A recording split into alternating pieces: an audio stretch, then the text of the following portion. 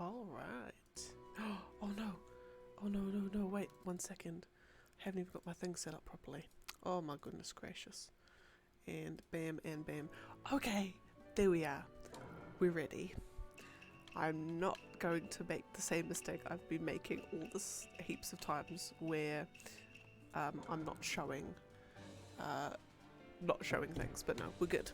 We're good, we're good, we're good. Anyway. Of course my controller disconnects. Come on, there we go. Alright, anyway. Hello. Welcome to day 56 of Naruto-ness. I did stream earlier today, but I thought, you know what, let's just do it again. Why not? I haven't done Naruto so far this week, and considering tomorrow I won't be streaming, I thought, let's just get something in. We've got to keep the streak going, we've got to keep the dream alive, so here I am. So welcome one, welcome all. We are going to aim to do another 90 fights. Going to aim to do another 90 fights today. See how far we get. So I want to get, I mean, I could even go to 98 fights. I mean, I could do that. But anyway, oh, ow. Probably wondering what the hell's the roll call today. Roll call is banoffee pie ice cream with frozen fruit, delicious. We have some dragon fruit, we have some pineapple, we also have some red papaya and mango. So it is delightful and delicious. We have cups of tea and double water. Anyway,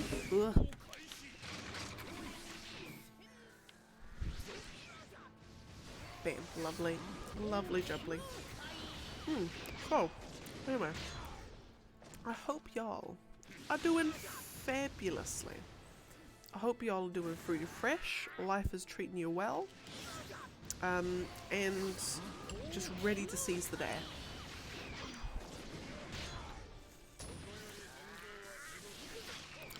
And yeah, I mean, in terms of updates, oh my goodness, nothing dramatic, but just oh my lordy, we went Christmas shopping, well, Christmas food shopping should I say, to be more specific, Christmas food shopping earlier. My lordy loo, we were about to lose it. It was oh my goodness, everything wrong with shoppers was happening today. Oh my goodness, I mean, I might even just get straight into that, but yeah, but essentially, long story short, we did our Christmas food shopping earlier this afternoon, and then we've just been lounging,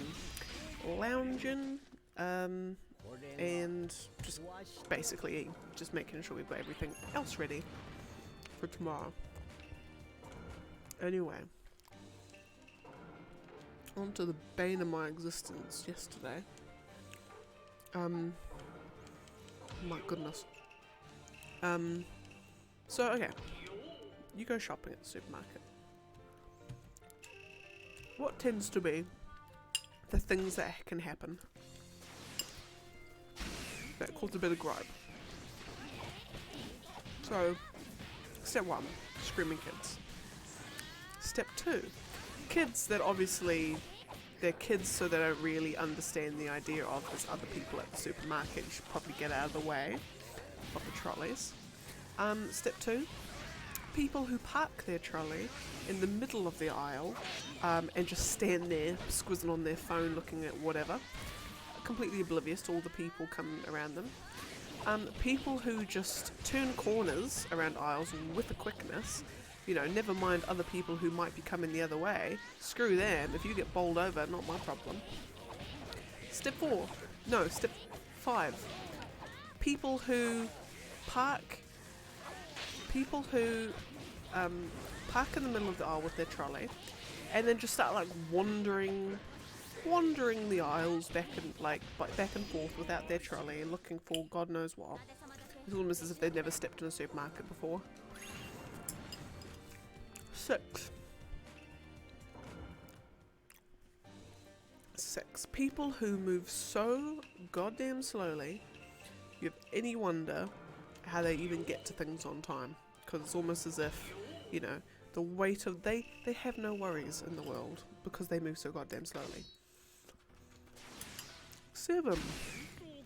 People, trolleyless and food itemless, who just stand in packs of 3 and 4, just yarning about anything. Nothing particularly, you know, exciting. Sometimes they're not even yarning about anything at all. They're literally just standing there, completely blocking everything, making, you know, trying to navigate around them in the already narrow aisles, making that even far more difficult than it needed to be.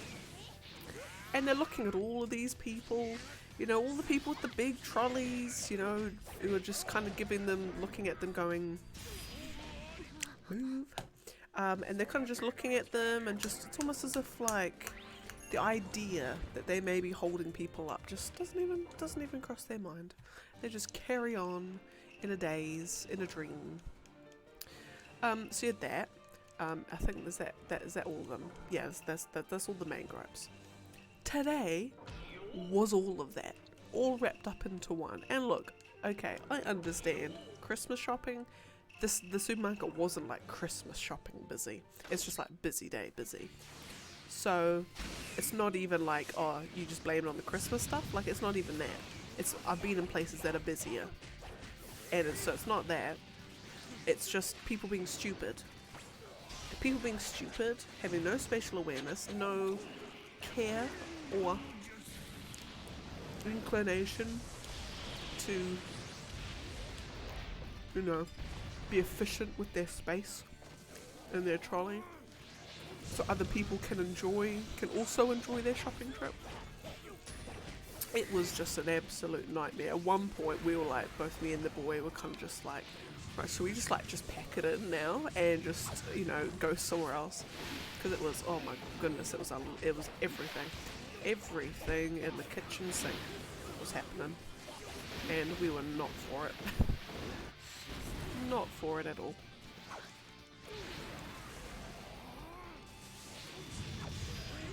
Beautiful. Oh, we are smashing through them today.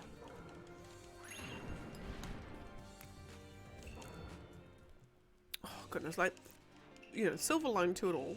We did a fairly decent shop, and we actually managed to get everything that we needed, and it came out far cheaper than I was expecting, which is always a bonus. So Christmas shopping is now done. Realised on the way home, we've been so worried about making sure we get dinner and you know, the dinner's sorted, that we've completely forgotten what our lovely guests are going to have for breakfast. So we're just going to cross that bridge when we come to it. Probably a trip down to the supermarket to get some hash browns. Or if they're fine with toast and fried eggs, then there's that as well. That actually might be the winner, I think.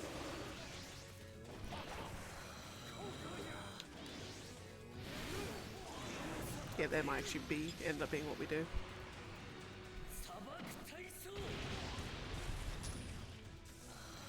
Because it's not like we don't have things for dinner. It's just we haven't like thought about it in the like, oh, let's buy this so we can have a dinner or a breakfast. Sorry. Same with lunches as well. And we bought some crisps for a snack, for them to have a snack. We've already eaten the big biscuit of the crisps. We've already opened it and eaten it. So we're gonna have to go buy one of them tomorrow.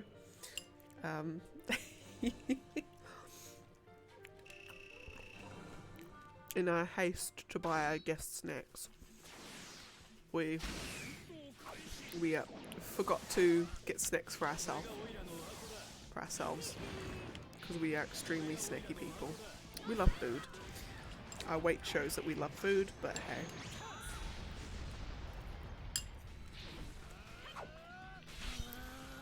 Gotta enjoy something in life.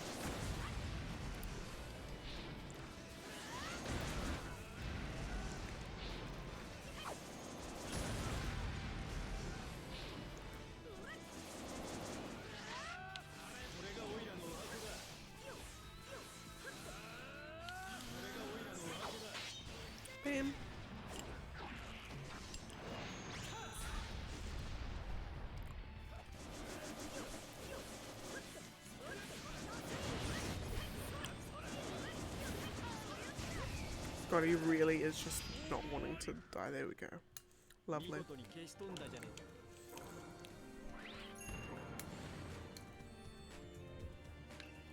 Yeah, so that was our lovely Christmas food shopping extravaganza experience.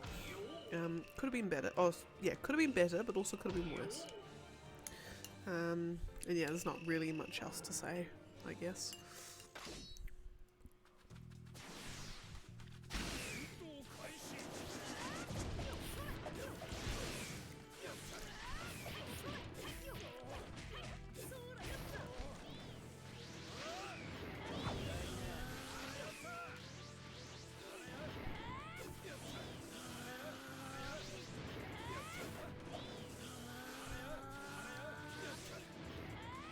Oh yeah, got him.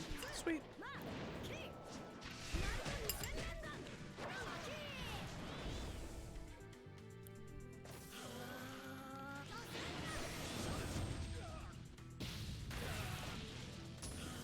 Like for the sort of force that Rasengan, sort of the impact that it feels like it has, it does rubbish damage.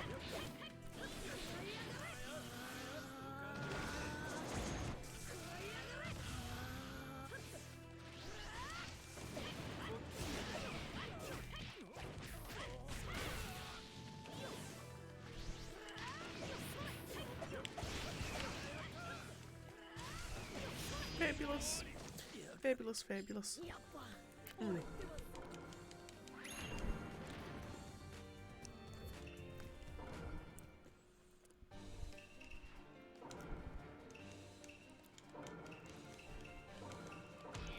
Sasuke Rene and Sasuke Kage.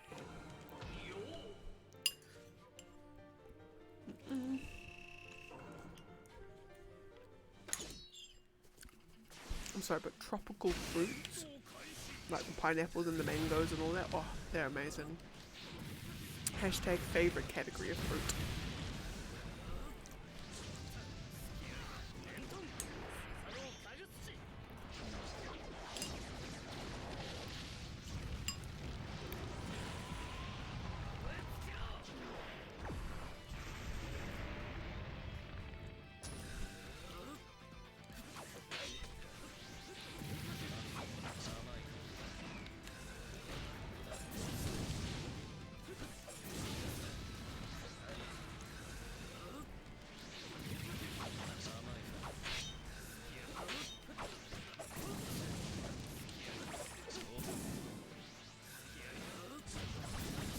Got him now. Yes, we do. Lovely. Oh, we're just smoking through these fights.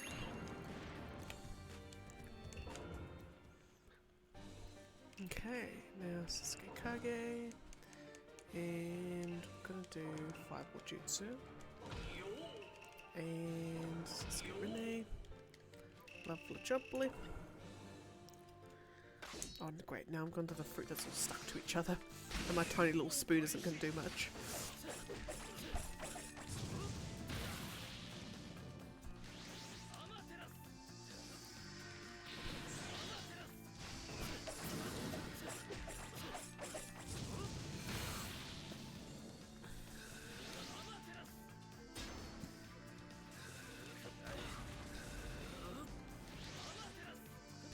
Lovely, got it.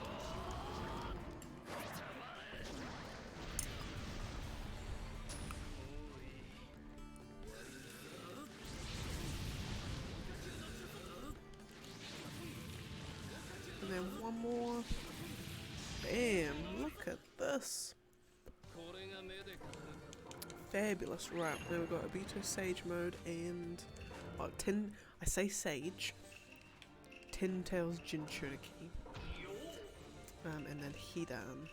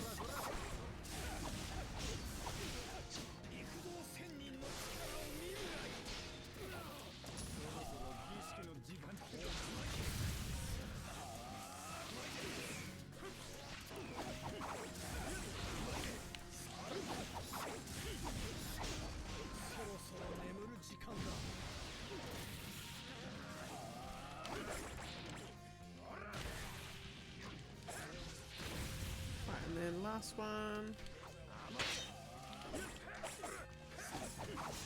Lovely jubbly.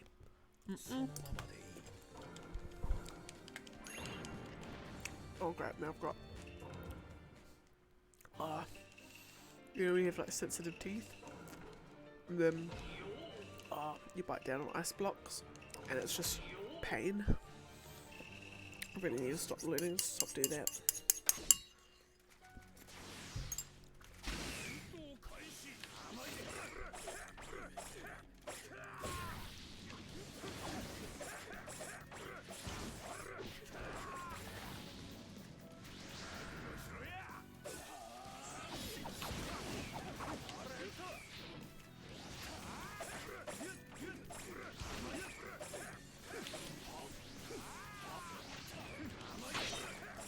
Should have just purely just blocked.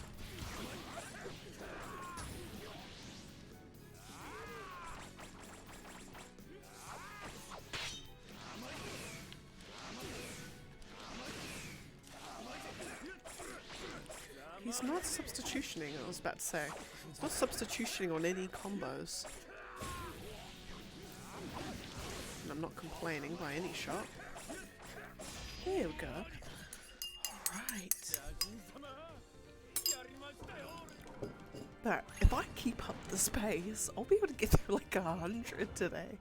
In the same time as I normally would. This is lovely. Right, Kakashi and... oh my goodness. It just... I think for some reason the FPS, it just can't handle it on the menus. Oh, that cup of tea is lovely temperature. Things are just going so well. We've got delicious delicious ice cream. Delicious cup of tea. Fights are going super smooth.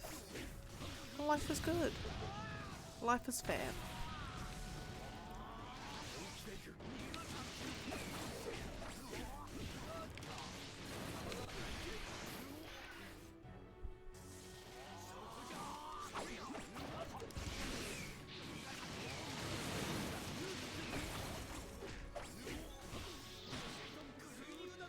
Just need to go away. And there we go. And then bam. Lovely.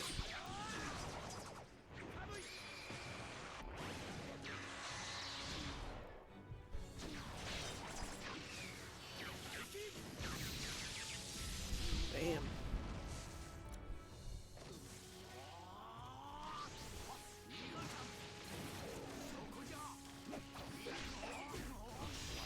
Fabulous.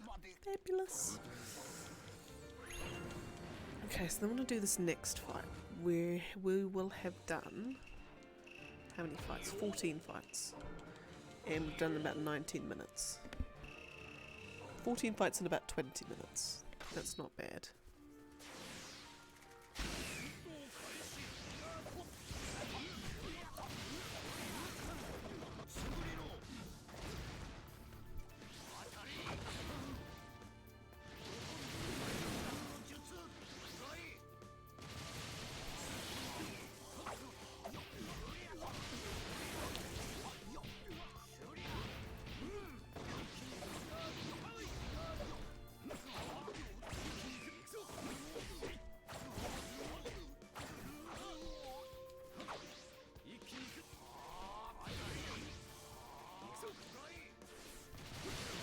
Lovely.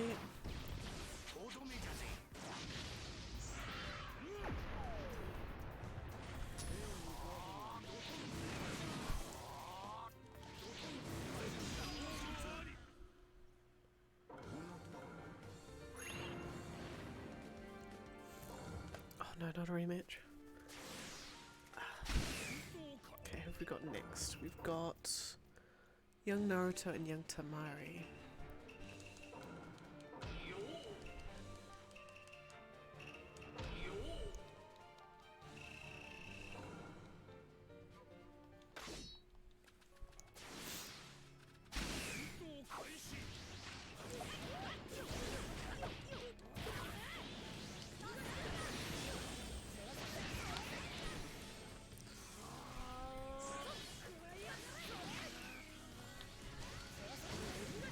This might be where things will fall apart.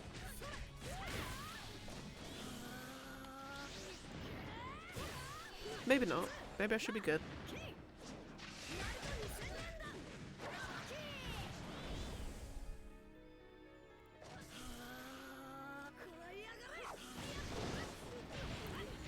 Actually, no, I might be okay.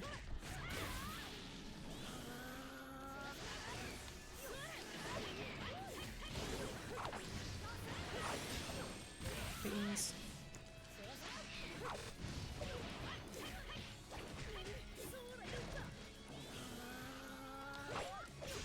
Fabulous. Oh, gorgeous. Gorgeous, amazing. Okay, now we got Tamari and Naruto.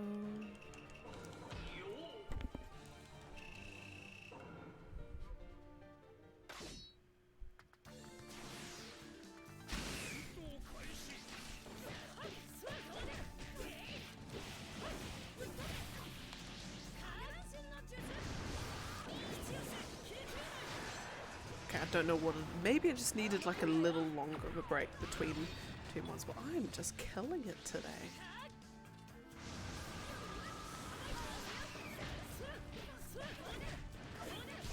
Am I killing it, or is just the AI just suddenly, for some reason, just gone really easy?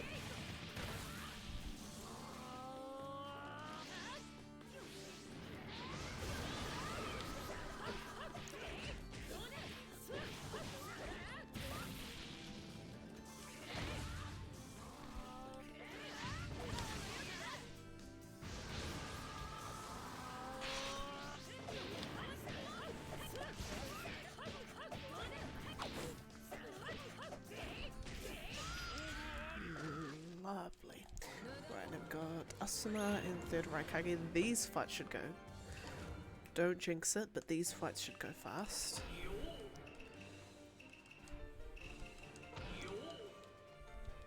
And that's why I'm doing the third Raikage and not A, because I keep accidentally picking A instead.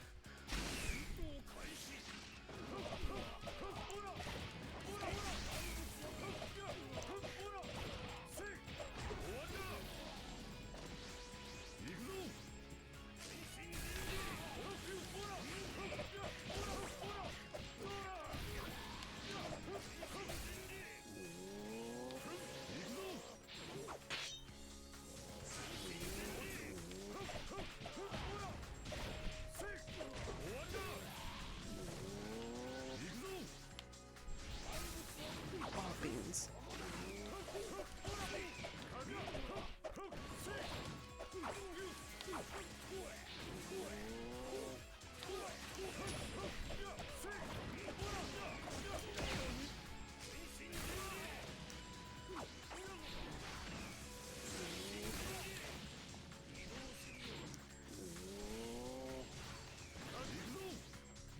There we go. Lovely.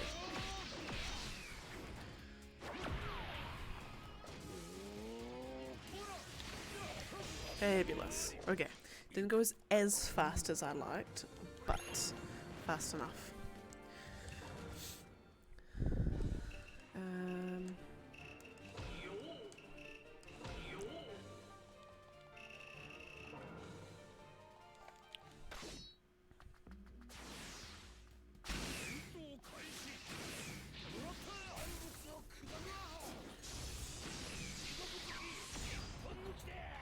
Now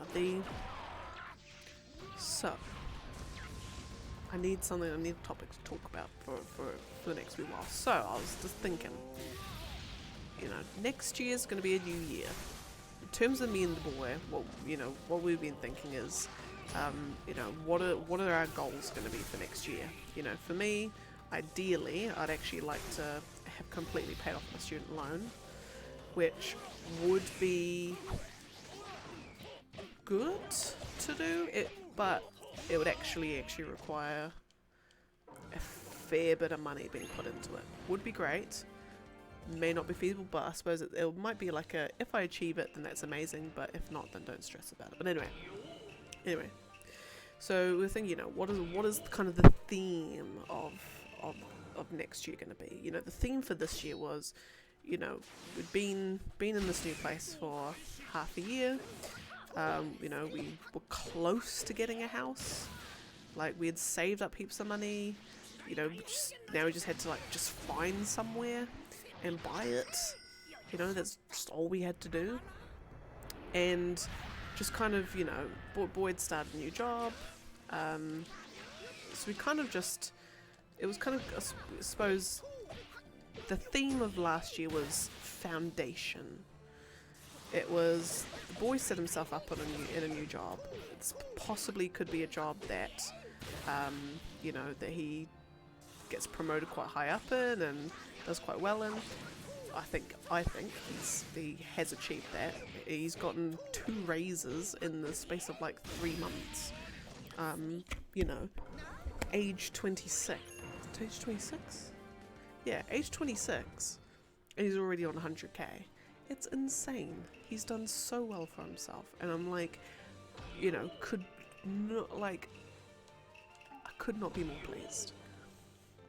I just think he's done great. You know, we've got the house. I'm in a job that I enjoy with a team of people that I love. But just things are going great, you know. And so I think last year was, you know, while we had all this stuff set up, you know, we weren't really thinking about, you know, well, as much as we wanted it to be, you know, right, this is the year where we're gonna, you know, exercise the hell out of everything and whatever. I think most of our energy and our focus kind of just went on just setting ourselves up, especially once we got in the house. So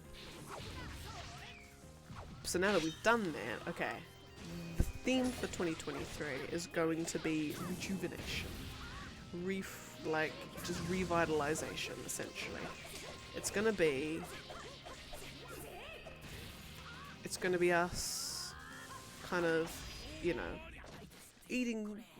getting our diets on lock. Diet's good. You know, we've got a stable exercise routine. We have, you know, we have a stable just day routine and weekend routine. So, you know, one of the things that we want to focus on for the boy is, you know, being able to just switch off from work and avoid burnout, mental burnout. You know, just so what are the things that we can put in place to help him with that, and you know, the things that we can do at the weekends and that sort of thing. For myself, it's really just it's sort of switching off as well. It's not so much burnout as such, it's more just turning my brain off. My brain's constantly going 180 miles an hour. My anxiety and my, you know, whatever other mental condition I have is just causing things to just go a bit haywire quite easily. So, you know, what are the things that we can put in place to help us with each of the things that we're doing, and just all of that sort of thing. That's kind of what we wanted to get out of it. So we're not trying to build any foundational things, you know, we're not trying to find jobs, you know, we're not trying to get out of jobs, all that sort of stuff. We're not trying to get into houses, we're not trying to, you know, it's purely just building on. We've got the foundation. Now let's just kind of, you know, we know we can see where the cracks are. So now it's sort of just, you know, rebuilding those, you know, rebuilding the parts that have cracks. So the foundation is completely solid. I've got my life admin folder that is going great. Well, I think it's going great. I mean, I haven't exactly used it for much, but I'm just going to slowly build on it. So that means every bill will be paid on time. I mean, we don't actually have any problem with bills not being paid on time anyway. You know, so it's really just more of a habit that we kind of keep up, more than anything else. More than anything, we have to kind of just implement as such. Yeah, we've got bills paid on time. It's just really just paying off, you know, the outstanding debts other than the mortgage that we have, which again isn't much at all in the grand scheme of things. Yeah, and then just sort of for ourselves, just building health and vitality. So that's kind of that's our theme for 2023. You know, so like we have like our top 5 goals, you know, for all different kinds of things. Our top 5 goals can be just any combination of any kind of stuff, really. You know, mine is, I've got a couple of gym goals, I've got a, you know, a couple of just general life goals. You know, maybe I've got some goals in terms of my hobbies. You know, I think, you know, while, you know, some hobbies that I've had and I do genuinely love, but I've just sort of what's the word, stopped or just sort of slowed down for whatever reason, like cross stitching. I love cross stitching. Just like, you know, especially when you can come up with your own design and see it through. It's kind of just, it's cool, like, you know, having that finished product at the end of it. Like, I've got some ideas for some cool, like, wall scrolls and stuff that I could have. So it's really just, you know, just building that up. Also, you know, because I haven't really had the sort of infrastructure in the place that we've lived to, you know, really get some good materials for that as well. So that just made things like not hard, but just inefficient, I suppose. So now that we haven't got that, then yeah, it's all these little things. So that's going to be our theme for next year. And so it's, you know, it's going to be, the theme is revitalization. So anything that we can really think of that's fits within that theme, you know, can we do? So then I was thinking about the streams. And you know, for me, the reason why I do it is, you know, it's a hobby. I don't really particularly intend for it to become anything, you know, extravagant, I guess. I just enjoy playing the games that I want to play, and then just having some peeps come in. But that all being said, I do still want, for those people that watch, I do still want it to, you know, look pretty cool. So, and I keep saying it, but, you know. Oh my goodness. Is this going to be it? Is this going to be the day?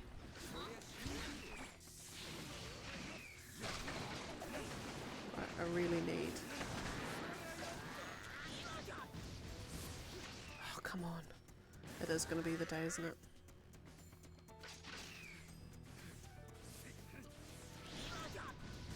There we go. Just puppet people do not do well against long-ranged attackers.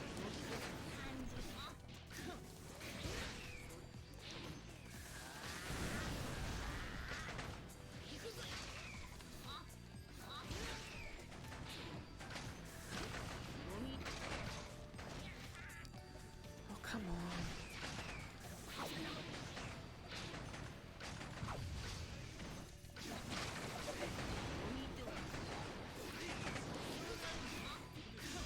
Oh my goodness, finally.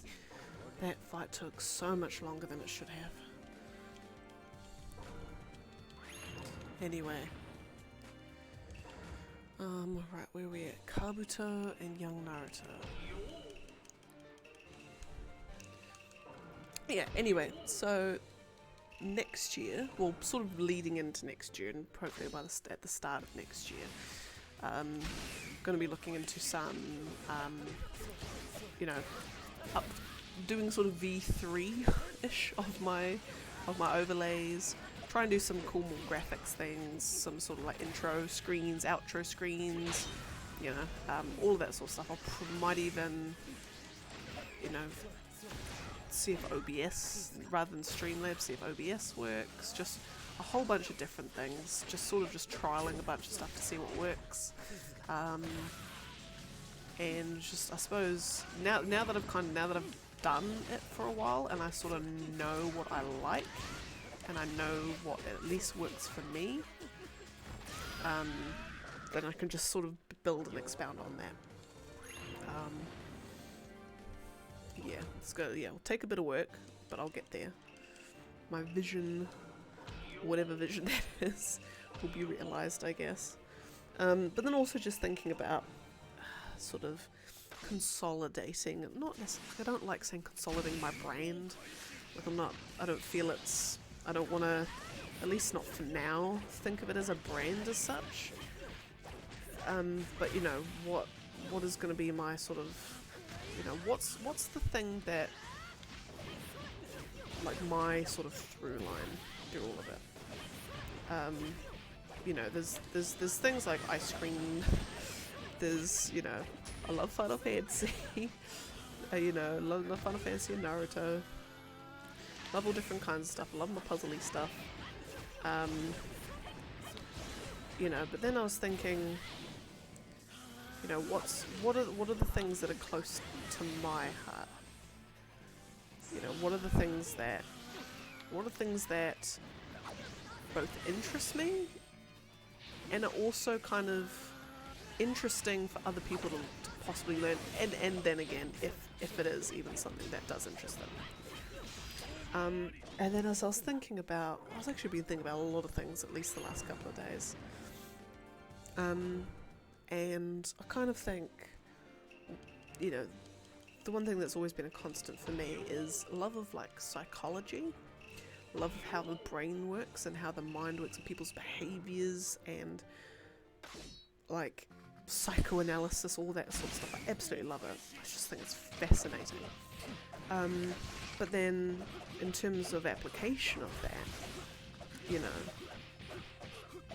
the one thing that I'm very strong about, you know, and it sort of manifests itself in, you know, I suppose, yeah, thing I'm strong about, and various different ways, various different topics that it can all relate, that are all sort of related as well, is just around, you know, mental well-being.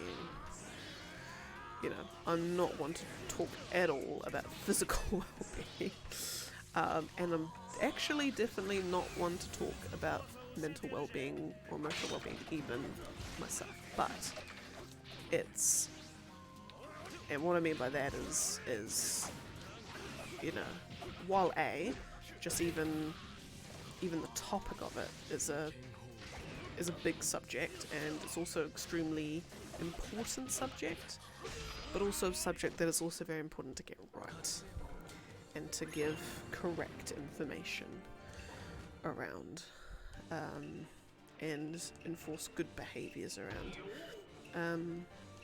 and for me it's very much a case of I do not have the best mental health at all. I'll be there and admit it. It has manifested itself in a variety of ways. Nothing drastic, thankfully, but just nothing amazing either. But it's, you know, while I'm fortunate to say well, I mean, I don't think it's anything extreme. It's definitely not as extreme as a lot of people will have to deal with. It's just something that, you know, compound it with my fascination of psychology and things like that.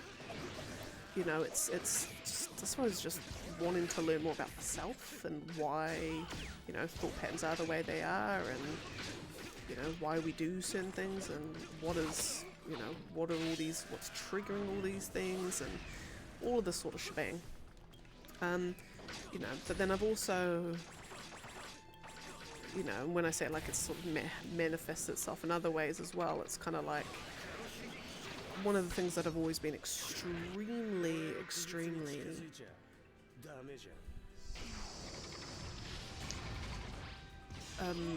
what's the word?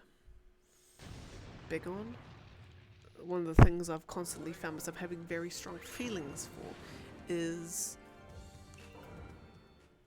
things in, like, the workplace, you know, fair treatment, well, not even necessarily fair treatment, but good workplace cultures, hyper awareness of unfairness and people's, like, don't want to say I'm an empath or an empath, but you know, I just, like if someone's not feeling the greatest, I'm like, I will zone in on that and I will, you know, be trying to find ways to help them out.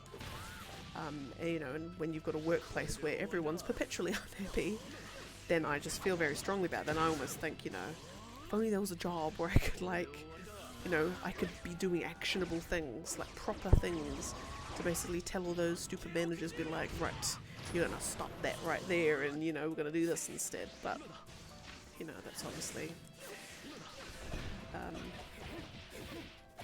it's a pipe dream in a lot of ways. But anyway, but yeah, so I think my, you know, my through line is around all that.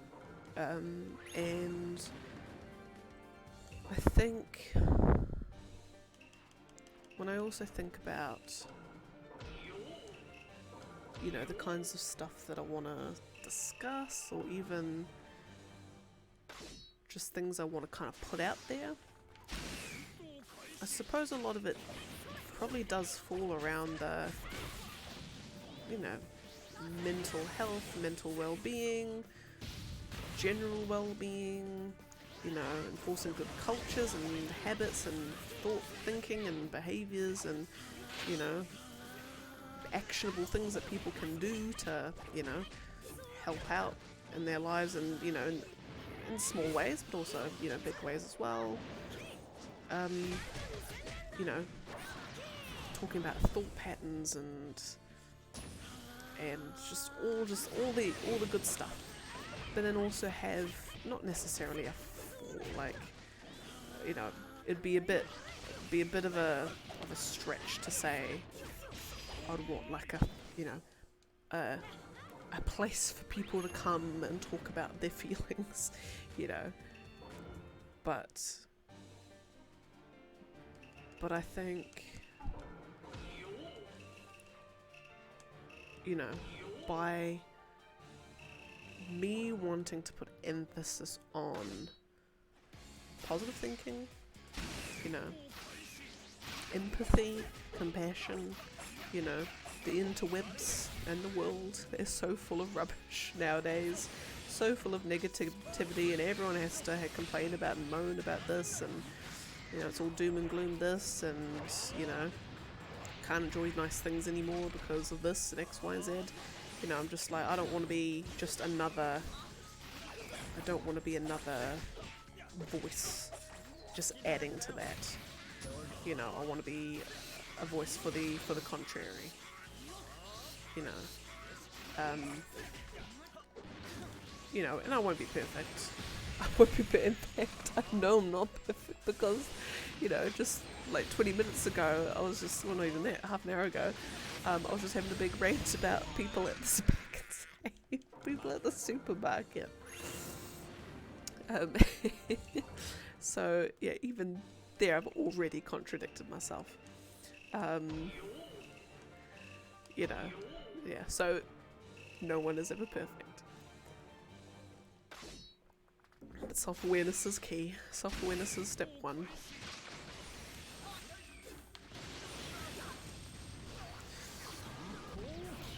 But yeah, but just generally, you know, just being that sort of one of the things I suppose I would just want to encourage, just generally, is openness about that sort of stuff. I think, you know, it's cliche to say, but, you know, people don't talk about it as often, as much as they should. I think it's a very taboo thing that a lot of people just either don't know how to talk about it or what. But yeah, it's just something I've seen that, you know, it is that sort of demon that just eats away at you, you know. And the best way of helping get that demon out is by talking.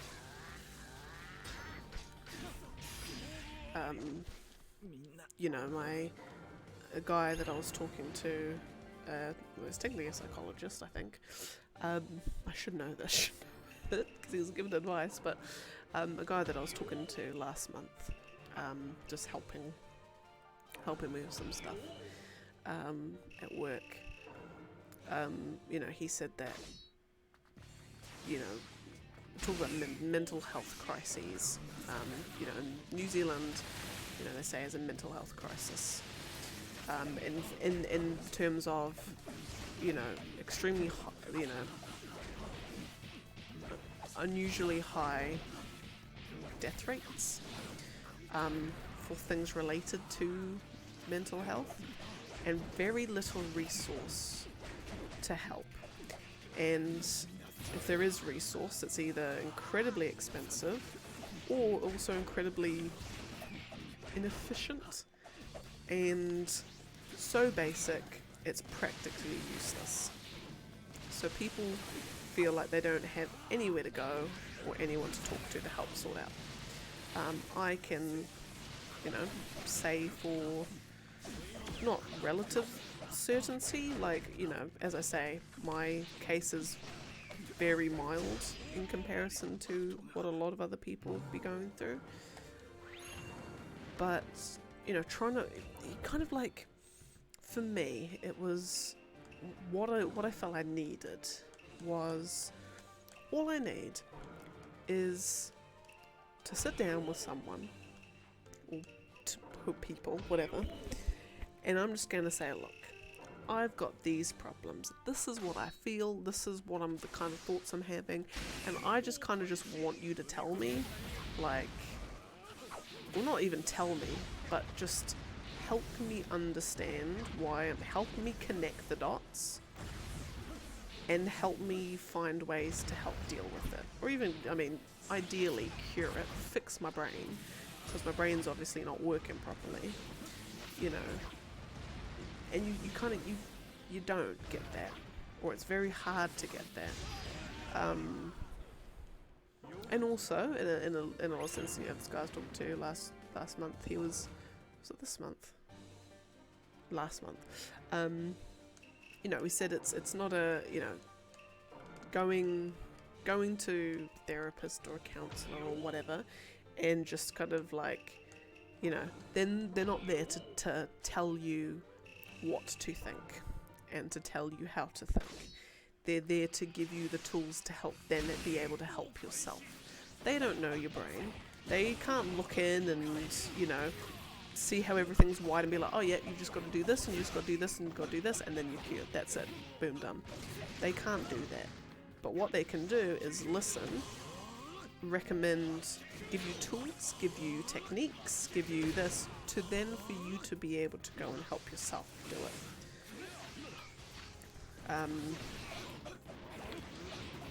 You know, because it is, you know, that they say nothing's gonna get fixed if you don't want it to.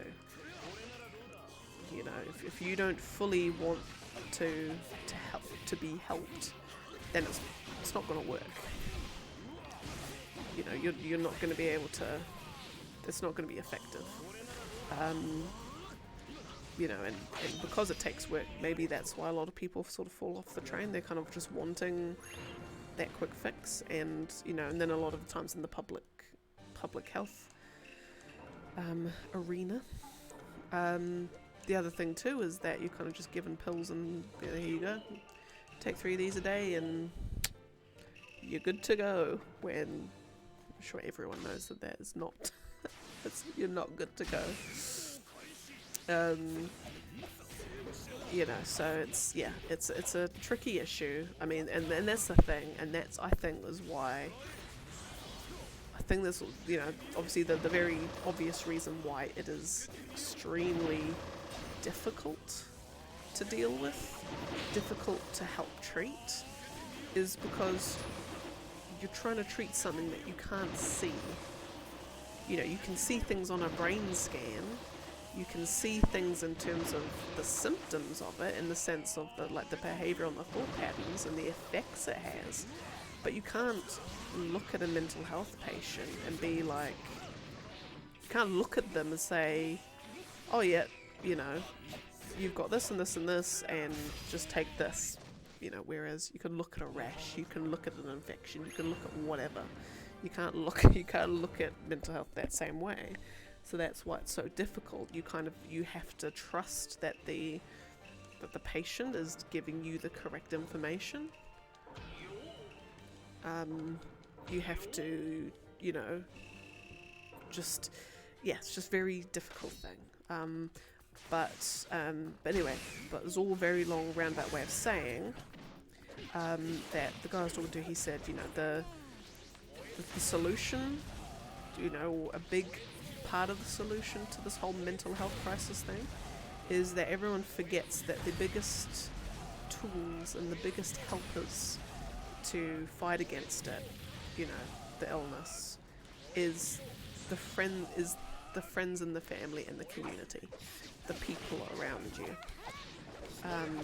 You know, a lot of people don't have that, or they have it in a way that is detrimental to them. But just having that support network around you does wonders.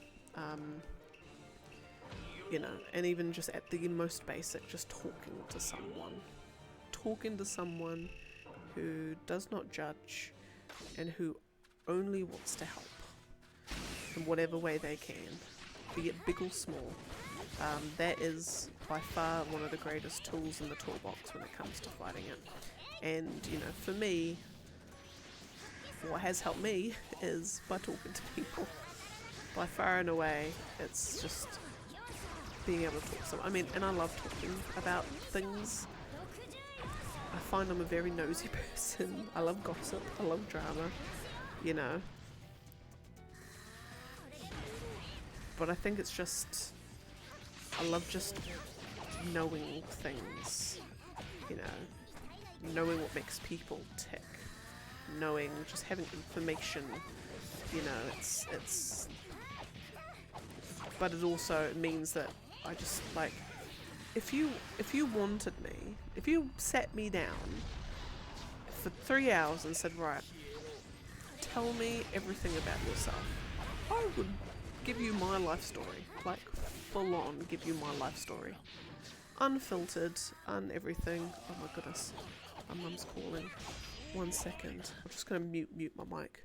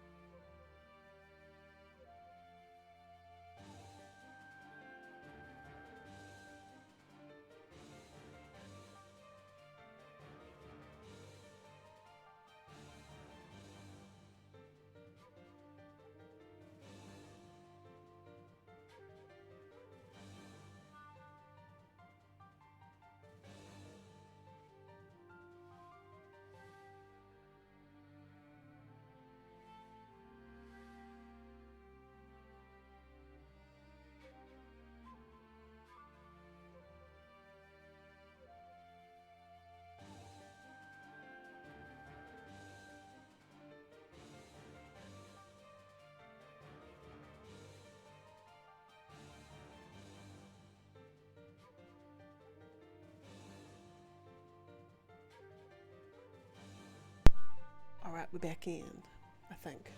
Yes, no, we're back in. Yep, great, fabulous. Right, Kiba and Sasori. Apologies for that, I just had my mother. me mom video call because they're coming down tomorrow, so exciting. So just making sure that we're all set, which we are.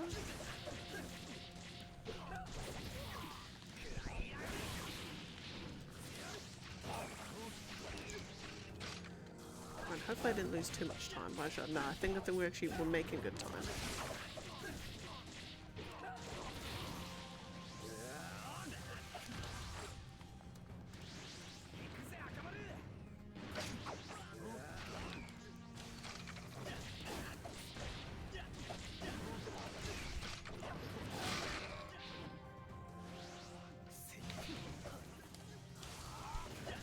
Should be.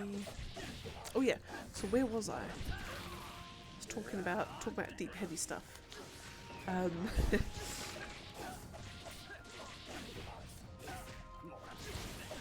Yeah, just essentially you know, if you're going through rough stuff, talking to someone is by far and away the best thing. And yeah. Oh yeah, no. Me. If you got me into a 3-hour discussion, you said, look, tell me about everything. You know, tell me about your life story. I'll give you everything. Whatever you want to know. Whatever you want to know, I'll tell you. Yeah. No, I'm strong on talking. Yeah. You know, it's one of the things that, you know, I try and, you know, probably to, you know, what's the word? Not to the effect that I would at least hope for or want. No, not hope for is probably the wrong say. You know, I think because, you know, because I am so open, you know, I wear my heart on my sleeve, and I'm unashamedly so. I think, you know, the boy is definitely not cut from the same cloth in that sense.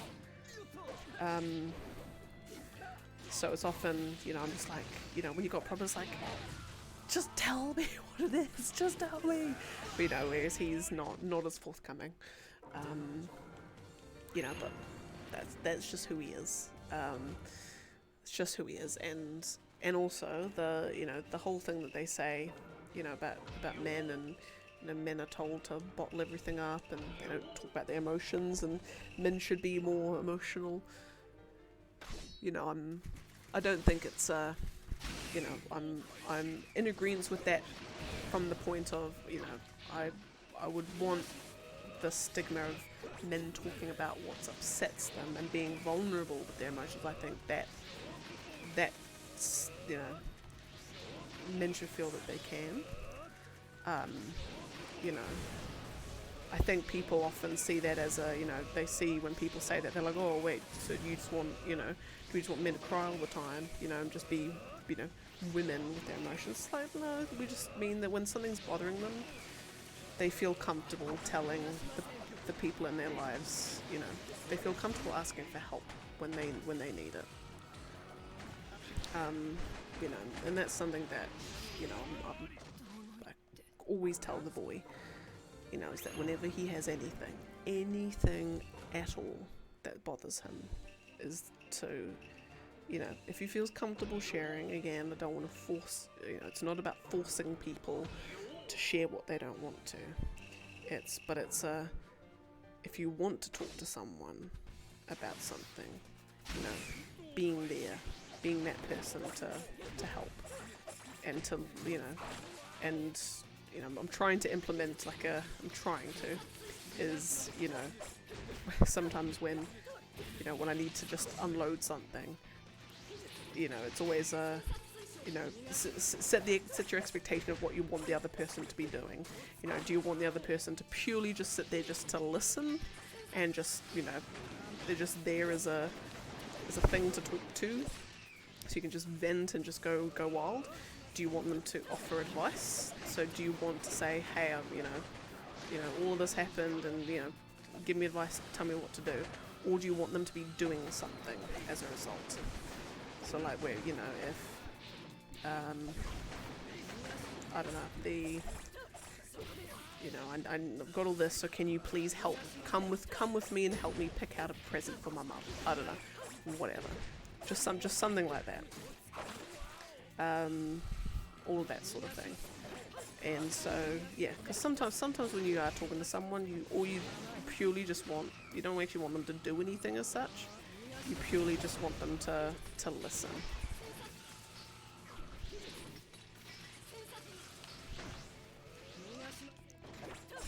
Lovely. That fight should have gone way faster. Okay, now we've got Naruto Kurama and Sasuke Eternal Mangekyo Sharingan. I'm actually just going to do a normal thing. I find that to be actually way faster. Like some of Naruto's like Rasengan attacks, like all the fancy ones, they're actually really inefficient when it comes to speed. Like the fireball jutsu is by far and away is the most like efficient in terms of speed and damage.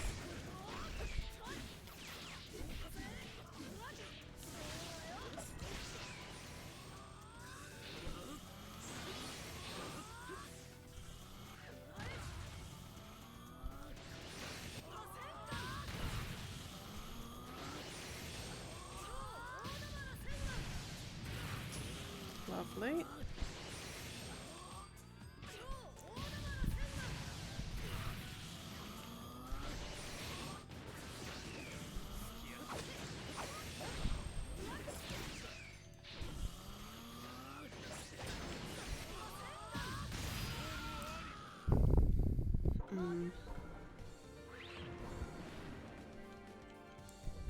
No, not a rematch.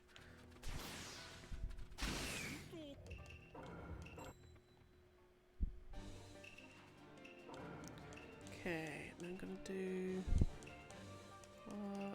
No, that should be fine. Yeah, so.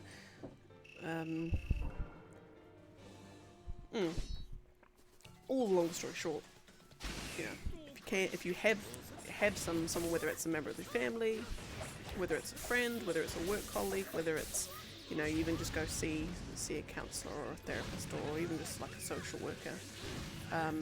Because that was actually who I saw first. It was actually just like a free like social, sort of like social work.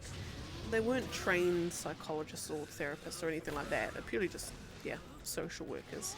But it was somewhere where you could go and just help.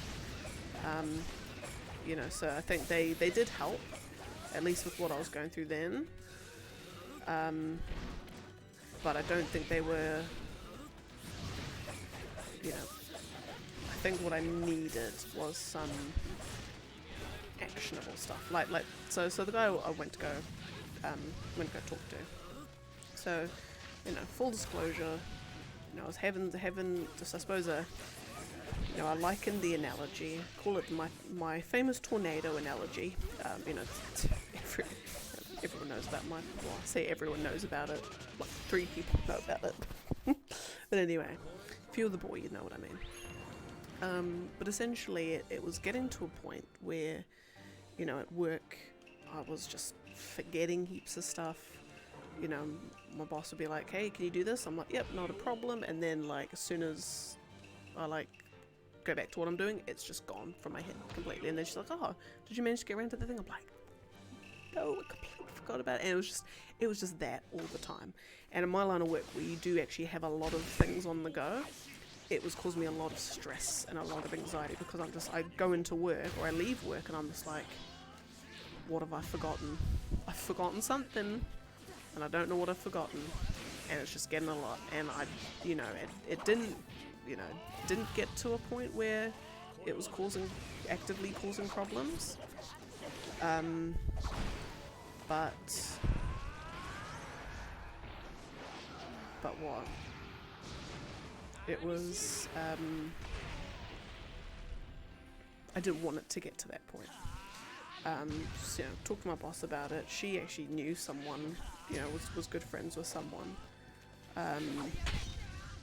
who, you know, was a psychologist, and so, you know, and he had his own business and all that sort of stuff. So, my boss, being the absolute superstar that she is, you know, like, sorry, needs to win Time's Best Person of the Year, like, full on.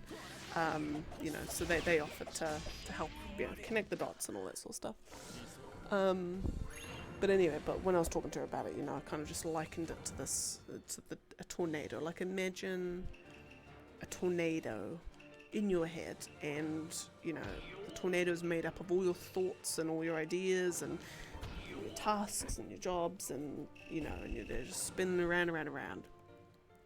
And then you're trying to grab something from the tornado. You know, you're trying to grab onto a thought, or you're trying to grab onto, remember something, or you're trying to grab onto whatever. You know, you're just trying to have a stable stream of conscience. And you can't, because the tornado's spinning so fast that by the time you've reached out to grab something, it's already gone. It's gone. Gone with the tornado, and it's just, things are going so fast you can't grab onto them. You can't throw things in there and be able to retrieve them easily, because you just can't. And it just felt like this. My mind was just forever going 180 miles an hour. I could never, when I was relaxing, it's almost like I wasn't relaxing, I was procrastinating. But like, even when I had nothing to procrastinate on, like, I had nothing I was like, it still felt like, you know, when I'm playing games, or when I'm, you know, doing jigsaw puzzles or anything, it's almost like I felt like I was procrastinating. I could never truly relax. And it was almost like, and then it almost became this weird thing of, like, imagine, like, you don't want to go to bed at night, because as soon as you go to sleep, then you've, like, all the time that you had that previous day is now gone. You've now got less time to do things. But the thing is like, I never had things to do. I mean, I had things to do, obviously, but like, so it's almost like I'm trying to, because I didn't actually relax that day, it's almost like I perpetually felt like I needed more free time. Because I've just never felt like I was actually spending free time relaxing. It was weird. It was like a weird kind of thing. That's probably like one of the best ways I can describe it. Yeah, so almost just like I was just, you know, like, right, gotta go to bed at 9 o'clock, 11:30, you know, because I just felt like, oh no, but I can't go to bed yet because I haven't properly relaxed. But then I'm just never relaxing. It's just, yeah. Yeah, so that was that. Anyway, so had a few sessions with this guy. You know, so got him on my speed dial. Not actually, but you know, so if I need more sessions with him, then I can. Yeah, but so some of the sort of things that we were talking about, and apparently I found out that I actually disassociate. I found out that, so, you know, because one of the things that, you know, he was talking about just the brain and how that works. And he says your brain kind of has like an inbuilt smoke alarm. I'm just trying to remember which it is. Yeah, brain basically has smoke alarms and things. So when it detects danger, whether it detects stress, your smoke alarm goes off. It sends adrenaline down into your body, like little bits of adrenaline go into your body. You then experience like a physical body reaction to that stress first. What then happens is that, like, your prefrontal cortex, like your frontal lobe in your brain, you know, that takes a second, let's say a second, to then react to that smoke alarm. In brain terms, that's like 3 weeks. Like in this, just the general speed of, you know, how fast brains go, that is like a week, in 3 weeks in brain thing. So it takes a long time. Your body's already like, oh my god, we got to sort this stuff out. And yeah, so all of this sort of stuff's happening, and then so because you know, your body's sending out adrenaline and all this sort of, you know, stuff's going on. You kind of, your body will then react, and if that smoke alarm, and basically what the smoke alarm is it will just react to things.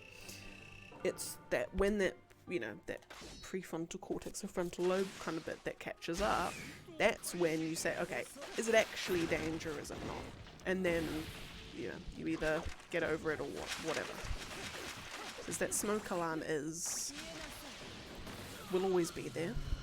It's not something you should ever, or it's not something you need to fight. It's not something that you need to fix.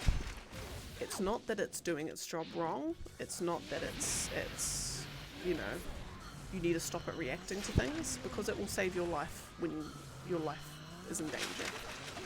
But he says what happens is a lot of the techniques and a lot of things, what they do is they try and fix the smoke alarm. They try and say, you know, you need to stop it from reacting to things. You need to, well, and he's like, that's doing you that's working against your, just how your brain is wired, essentially.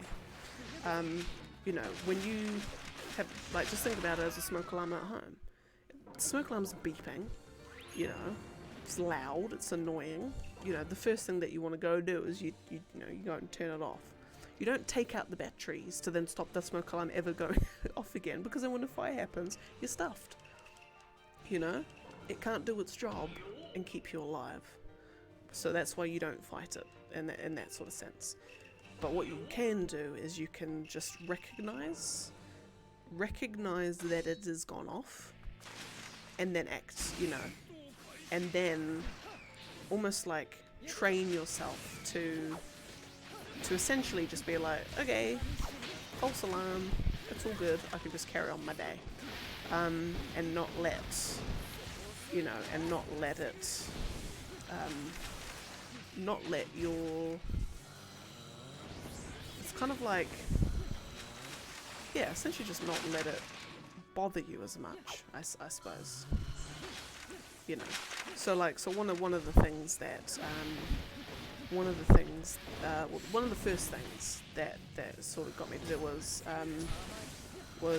you know, at work, all I had to do was just note down whenever I felt, you know, all the times that I just sort of feel it, you know, and note down, you know, what was I feeling like, and try and be as specific as possible. What was I feeling, you know, with as most evocative language as you like. It was sort of in a way to like build up your emotional vocabulary, you know. Scared is one emotion, terrified is another, mortified is another, horrified is another, you know, all of these sorts of things. You know, they all have slight nuances in it, but anyway, didn't have to go to full extreme, but anyway, what was I feeling, and what was my body's response to it? Not like whether it actually, like, it wasn't meant to be anything to say on whether I was, you know, I was justified in it, whether it was justified in it at all, but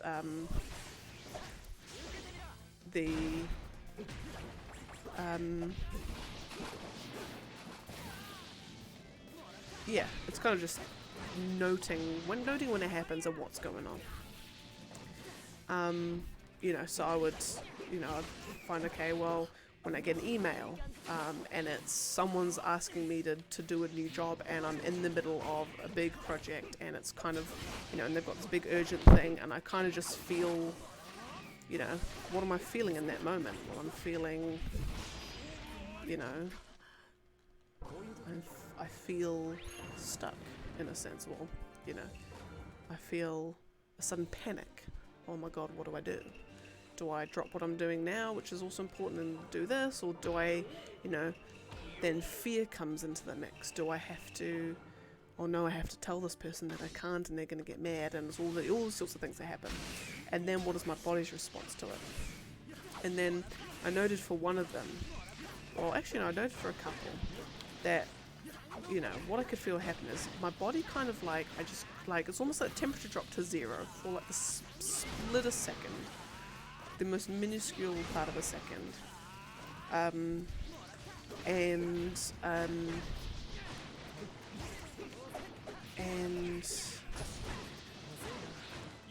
what?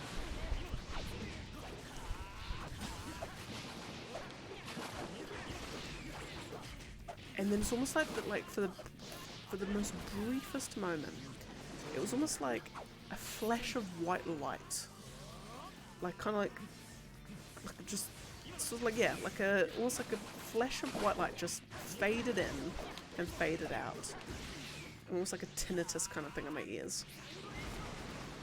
And it was just, yeah, like for the most briefest of moments, but it was there. And so anyway, so I was, you know, I had the next session, I was talking about all the stuff, and he says, that's called disassociation. I'm like, oh, you serious? He's like, yeah. I'm like, I know about that. I think, like, roughly. I'm not an expert, but I've heard about that. Oh my god, I said, I had no idea. And he's like, yeah, that's sort of the general, or one of, not the only, but, you know, one of the ways in which disassociation manifests itself. I'm like, oh my goodness, I had no idea. So I, like, when my smoke alarms goes off, I disassociate for like a second. Completely. I just like leave my body, my mind just leaves my body for like the briefest of moments. It's crazy. But anyway, but it was all this sorts of things. And then, so the whole point of the exercise, I suppose, was, you know, can I recognize when it's happening? And can I also find, you know, and then as I was doing it, I wasn't even prompted by him either. It's like when I was doing it, I was able to put together like patterns in, like, there were particular kinds of things that were causing it. There were particular situations that I was in where if something happened, and let's say I was in a room full of people, let's say like a meeting or pre-meeting or post-meeting, and something happened, I would feel that smoke alarm more than if I was just in a room by myself. So then, okay, well, what's going on there? Okay, it's the fact that what's different in your feelings around when other people are there. And then it, you know, sort of discussed that. It's like, well, you know, it's a fear of, I don't want other people to, you know, it's the fear of judgment from other people, even though they can't see what's on my phone or my laptop. But yet that feeling is still there. Like, but then why am I worrying about what people are going to think when they can't even see what I'm reacting to? It's like, it's all the sorts of stuff. But yeah, yes. But essentially, it just became, so like, you know, initially just an exercise in recognition. You know, and then he's sort of just talking through some principles and things. So like he said, you know, the sort of the phrase that they use in therapy land, psychology land, is, you know, just when it comes to like things like anxiety, it says, you know, anxiety loves ignorance. Anxiety is when there are lots of unknowns, you know, in both your emotion and both how you're thinking, in just anything, in terms of how the situation's going to go. The more you are aware of your body and your mind and how you think and your triggers and everything, the more you know, and the more you're aware of things, and the more you can pick up on it and help yourself react to it in a healthier way. Yeah, the less your anxiety has to work with, essentially. Yeah, and some other things, and then, you know, and I think that the thing for me was, as I was going through all of these, so I've got a really itchy roof in my mouth. As I was going through all these sort of exercises, I was noticing things about my thought patterns. Like, for me, I'm paralyzed to inactivity in a lot of things. I'm so stuck. I feel, you know, when I've got conflicting priorities and I disassociate and all that sort of stuff, it's like I've got no idea what to do. And so, you know, you put it off. It's like, it's different from procrastination in the sense that it's not like, oh, I just can't be bothered. It's, I'm so paralyzed by, it's paralysis. It's so paralyzed by fear of what I don't yet know that you're inactive. But then I found out that I noticed there was a window. I would go through this cycle, you know, and then suddenly there would just be a window, and that window would probably be like 5 minutes long. But in that window, I found that I was just, my brain just magically said, oh no, it's alright, we'll just do the thing. We'll just, you know, we'll send that email. We'll organize that thing. We'll finish writing that presentation, you know. And it was just like all mental barriers that I had were just completely gone. Like completely gone. But in that 5-minute window. And then when that 5-minute window passed, the paralysis would kick in again. So then, you know, for me, it then became a thing, well, you know, how can I recognize I'm in that 5-minute window when it starts? Well, yeah, 5 minutes just a placeholder, you know, could be for any length of time, but how can I learn to recognize when I'm in one of those windows? And then use that, like, so rather than fighting against the inactivity, obviously, you know, you don't want to, you know, with the big caveat being, of course, you don't want to suddenly just, you know, not fight against things to the point where you just kind of keep the inefficient behavior going.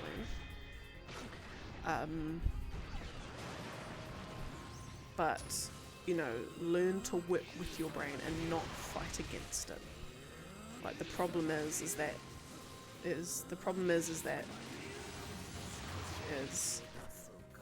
you know, a lot of techniques and a lot of things you're just fighting against, and you're just spending so much energy trying to essentially fix what ain't broke, in a sense, ish. But if you can find those little nuggets of, oh my goodness, that works, then just hone in on that and go as far with it as you possibly can. And then if you find that it doesn't work anymore, then that's fine. You just say, okay, this isn't working for me right now. Let's try another avenue. And it's just that. Like he was saying, look, to be honest, like it's, you know, it's not a sense of, you know, therapists and psychologists and counselors, you know, it's not like they're on a big pedestal. They know all the intricacies of the human brain, and, you know, they have all the answers. You just got to pay them $200 an hour for it. It's not that. He said, you know, he likened it to, imagine I'm on a mountain, climbing a mountain, and your therapist and your psychologist are on another mountain next to it. And all it is they might be a little bit further up the mountain. They're still climbing. They're a little bit further up. And then what they can do is they can look over and be like, oh, you know, you might want to try going up that way instead. Don't go up the way you're going. Try that path to the side. You know, they have the perspective of being an outsider looking in. It's the perspective that they have is helps them with that judgment.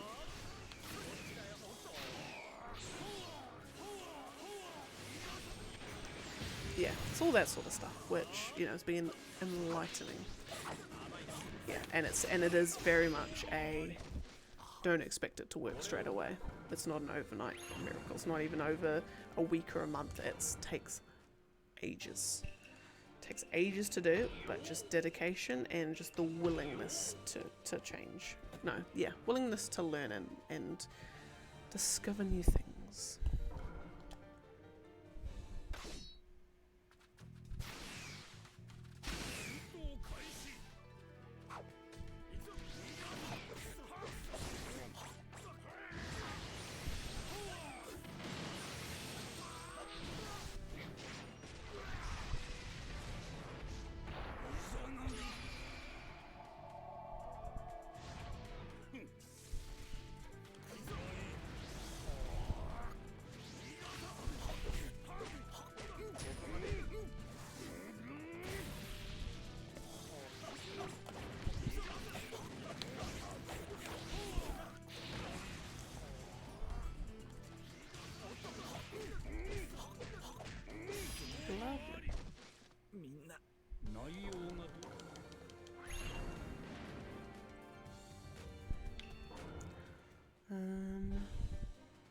Right, what are we on now? Second Tsuchikage and young Naruto. We've got a lot of young Narutos in this batch.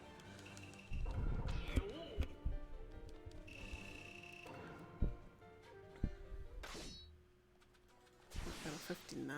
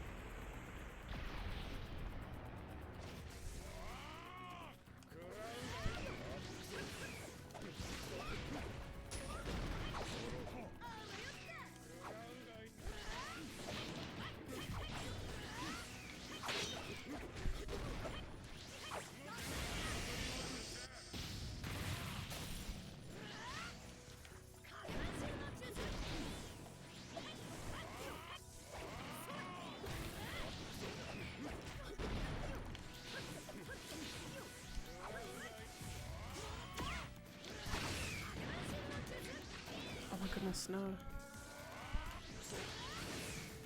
Oh, come on. Oh my goodness.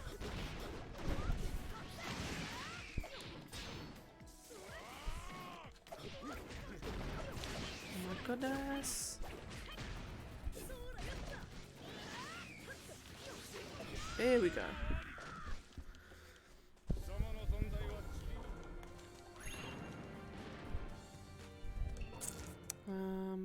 Right then, young Naruto.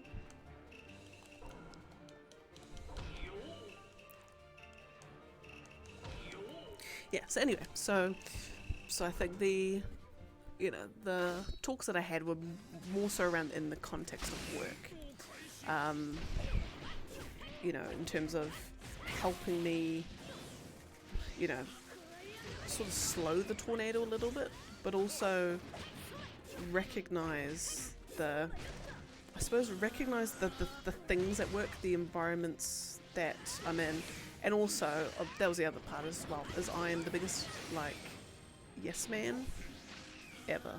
Like, if someone, I people pleaser to a fault, in the sense that if someone asks me to do a job, I will say yes.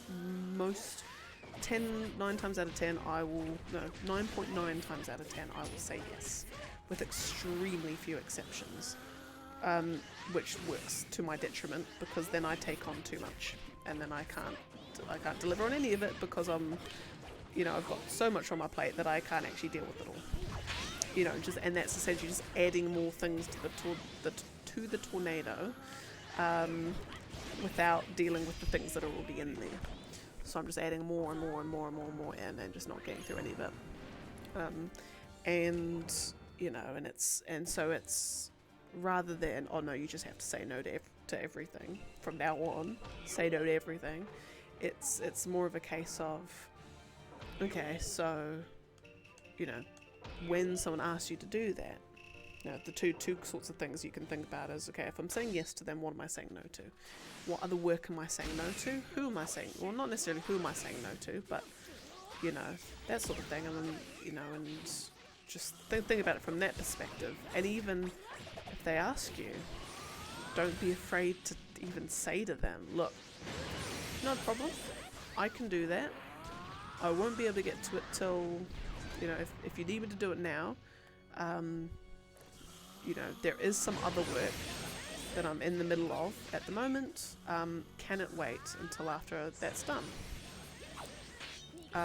It's almost like, making them even they might not even realize that you're actually in the middle of 20 other things.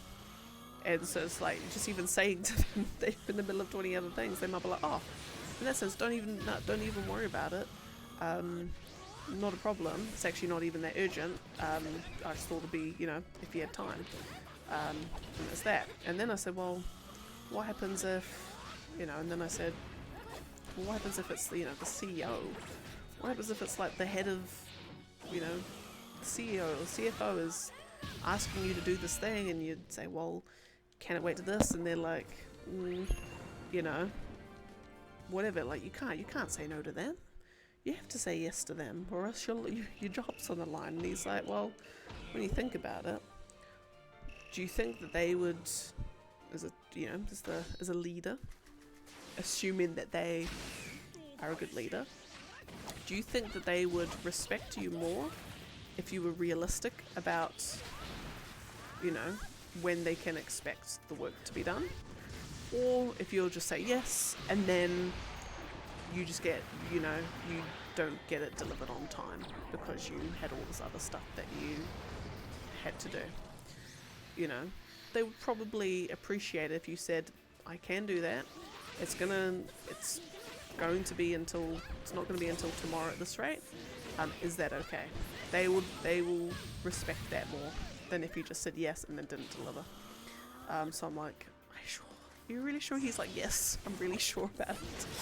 You know, this guy's worked with all of those sorts of people. He knows. So I'm like, okay, I trust you. Okay. And then the other thing too is that, you know, you think about in a sense of, in that moment, you know, in the moment where you've been asked to do something, or an email's come in and asked you to do this or whatever, just sort of think about it in two paths. You know, you've got two choices to make: one that works against you and against the thing, and one that works for you and for the thing, in terms of like quality and all that. Oh hey, thank you for the follow, much appreciated. Yeah, one that works for you in the sense of, like, you know, it's giving you the time that you need and whatever, and, you know, you just, in most cases, you just make sure that it works for you. And so in terms of like me and how I'd be applying that to my life anyway, it would be it's kind of just like, I say yes to so many things and I never say no to anything, and the reason why I'm just feeling so inundated with stuff is because I'm letting myself be inundated with stuff. I'm just constantly saying yes and yes and yes and yes and yes, and not giving myself even realistic time frames. And it's just this weight that's just continuously pressing on me. So recently, I've tried to start saying no to a lot of people. It's hard, it's difficult. The kind of person I am, it takes so much like mental energy to even think about doing, but I know that is what's going to work for me. And the times that I've done it, it has actually helped me. And even in just really, really, really simple ways.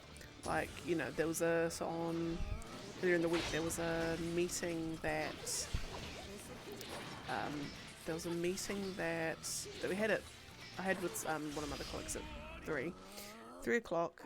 We had she was kind of coming into this sort of, at least with the work with this particular client, sort of later on. I'm sort of the main guru on this particular client. So 2 o'clock, I was kind of giving her the rundown of what to expect. And it comes to 2:30. So for me, and how I work, because I'll be kind of leading this meeting in a bigger sense, in essence, I'm sort of leading it. So I know for me, and how I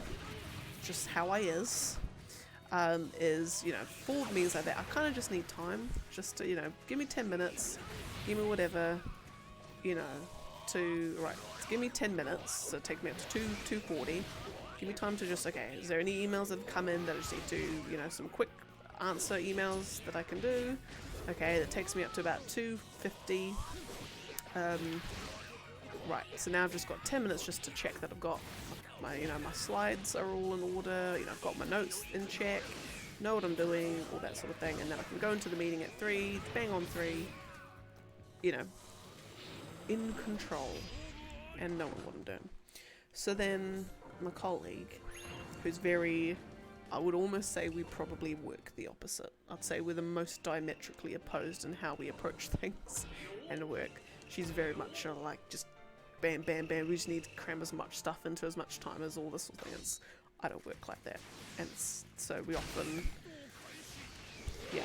Anyway, it's never caused a conflict, which is, you know, we're thankfully it's you know, it's not that bad. But anyway, so I said, you know, so comes 2:30. Oh, so before this meeting, can we go through this other for this other client? Can we go through this, you know, slide pack that we need to do,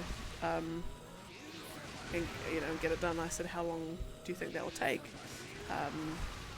Actually, no, I didn't even say that. I just said, can I wait till after the meeting? Can I even just wait till tomorrow morning? I've got, you know, I kind of just want to prepare myself and get stuff ready. And she's like, well, what do you need to prepare for? Or what do you need to do? And I'm like, why do you need, well, what do you need to prepare? I'm like, well, I just want to check I've got emails. I just want to go to the bathroom first off. So I don't, you know, I'm not busting in this meeting, distracting me, you know, just get myself ready. And so she was a little bit, I could sense she was a little bit with that, but I just gotta suck it up, you know, don't let that dissuade me, because I knew that for me to be my absolute best in this meeting at 3 o'clock, and it was an hour and a half meeting, you know, and it was an important one too, it was like a kick-off for a project. I knew that, you know, I knew what I needed to be on my best and to bring as much value to the client as I possibly could. And that's what I need to be in service of, is that. And so it took me a lot of mental energy, because otherwise I would have said, yep, let's just do it, and then I would have gotten to 5 past, or, you know, 5 to 3, and I would have been absolutely just stressed out of my mind. Well, not stressed out of my mind, but, you know, felt like I could have been more prepared. But I didn't, and I felt great, and I felt like I had space. And so it's, you know, it's one of those things that, you know, in that moment where she asked, I thought I can either say yes and work against me and work against my work, or I can either say no and work for me and for the rest of my work. You know, and it's weird, because before then I would have been far more likely to say yes, and I've noticed it recently. It's not much, it's not, you know, it's not a drastic change at all, but I notice I just feel like I have a little bit more of a, I feel a little bit more confident with saying no and being assertive.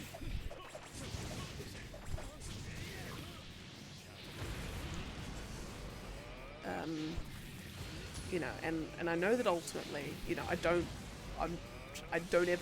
will never ever be the kind of just that kind of like stone cold, hard, you know, heart of steel kind of person that just says, no, whatever, I'ma do me, y'all can just, you know, watch while I be amazing. You know, I will never be that sort of person. I will always want to help as much as I can, but it's just having the ability and the confidence and the strength to say no when I need to. When I know that saying yes will affect the quality of my work, and affect the value that I can bring. In those instances, I need to have the strength to say no. And I think I'm, you know, by no means that person yet, but it's something that I hope to be, and, you know, in line with the 2023 theme of revitalization. I hope that it works. I hope that I get there. You know, I doubt I'll be perfect by December, but I'll be a hell of a lot closer.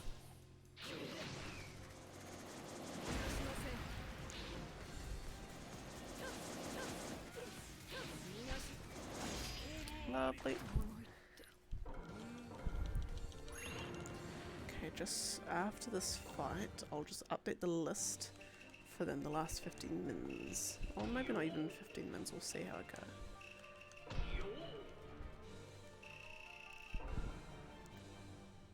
Where are we at? 70. Oh,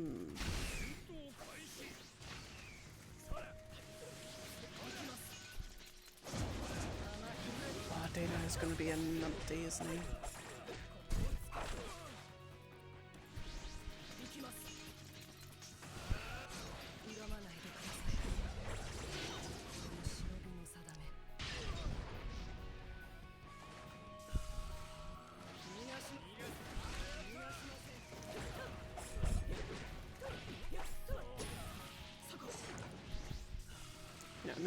And then if I can be the person I want to be, at least in terms of saying no, you know, the things that it's going to affect in terms of other things, you know, in terms of the tornado, it's going to mean I've got less things in the tornado that don't need to be there, which will then increase it'll lower my stress and anxiety, because I will then not feel like I'm missing as many things or I'm forgetting things as I am at the moment, which will then make me more calm.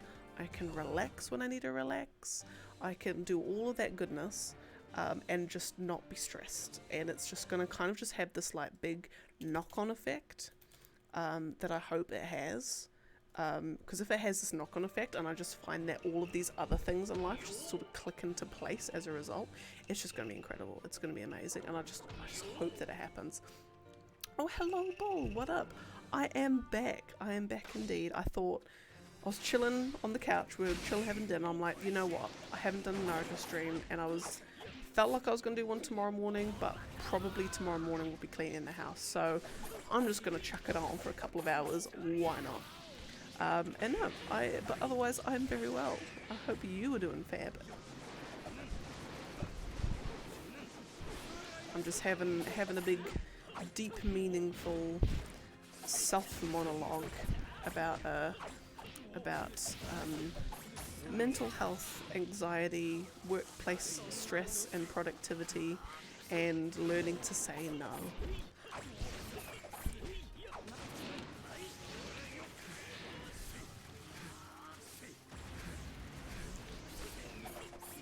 Oh, nice. Of course, yeah, she'll be finished work, so now she'll be off for the week. Oh, nice.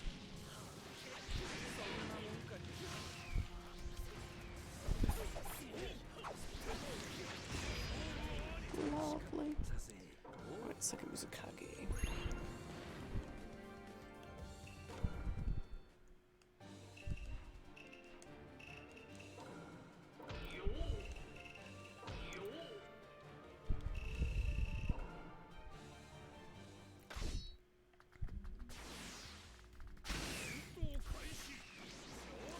I'm just trying to think like what other things this guy is like what other things this guy's been saying. Oh, hello, Inseva, what up?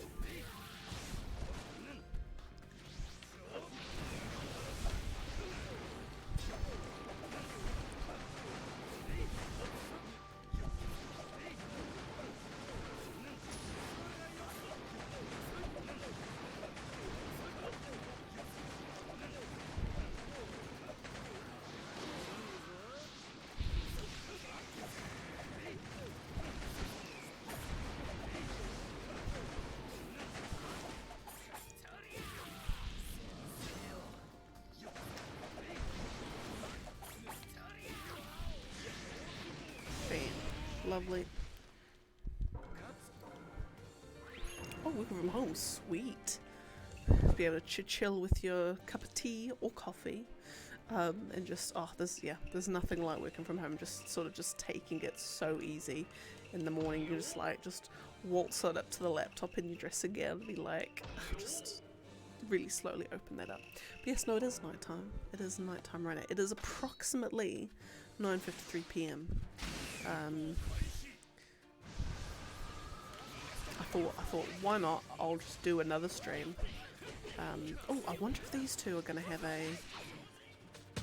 a custom finishing thingy-mabob. Yeah, no, I'm having a deep, meaningful sort of a lay my soul to bear around mental health and anxiety.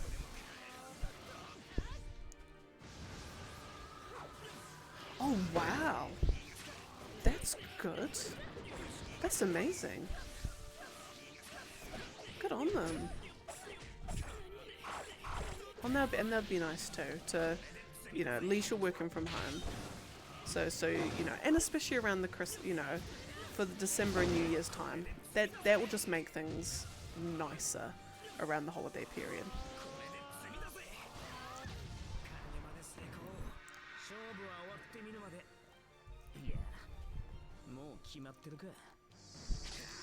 Yeah.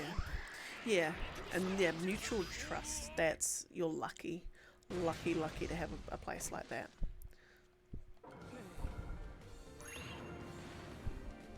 You know, it's not every day that you have, you know, a workplace or even just a boss in general that trusts you.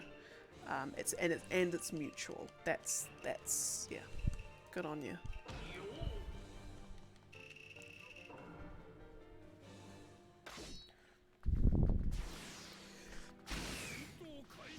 Oh my goodness, excuse me.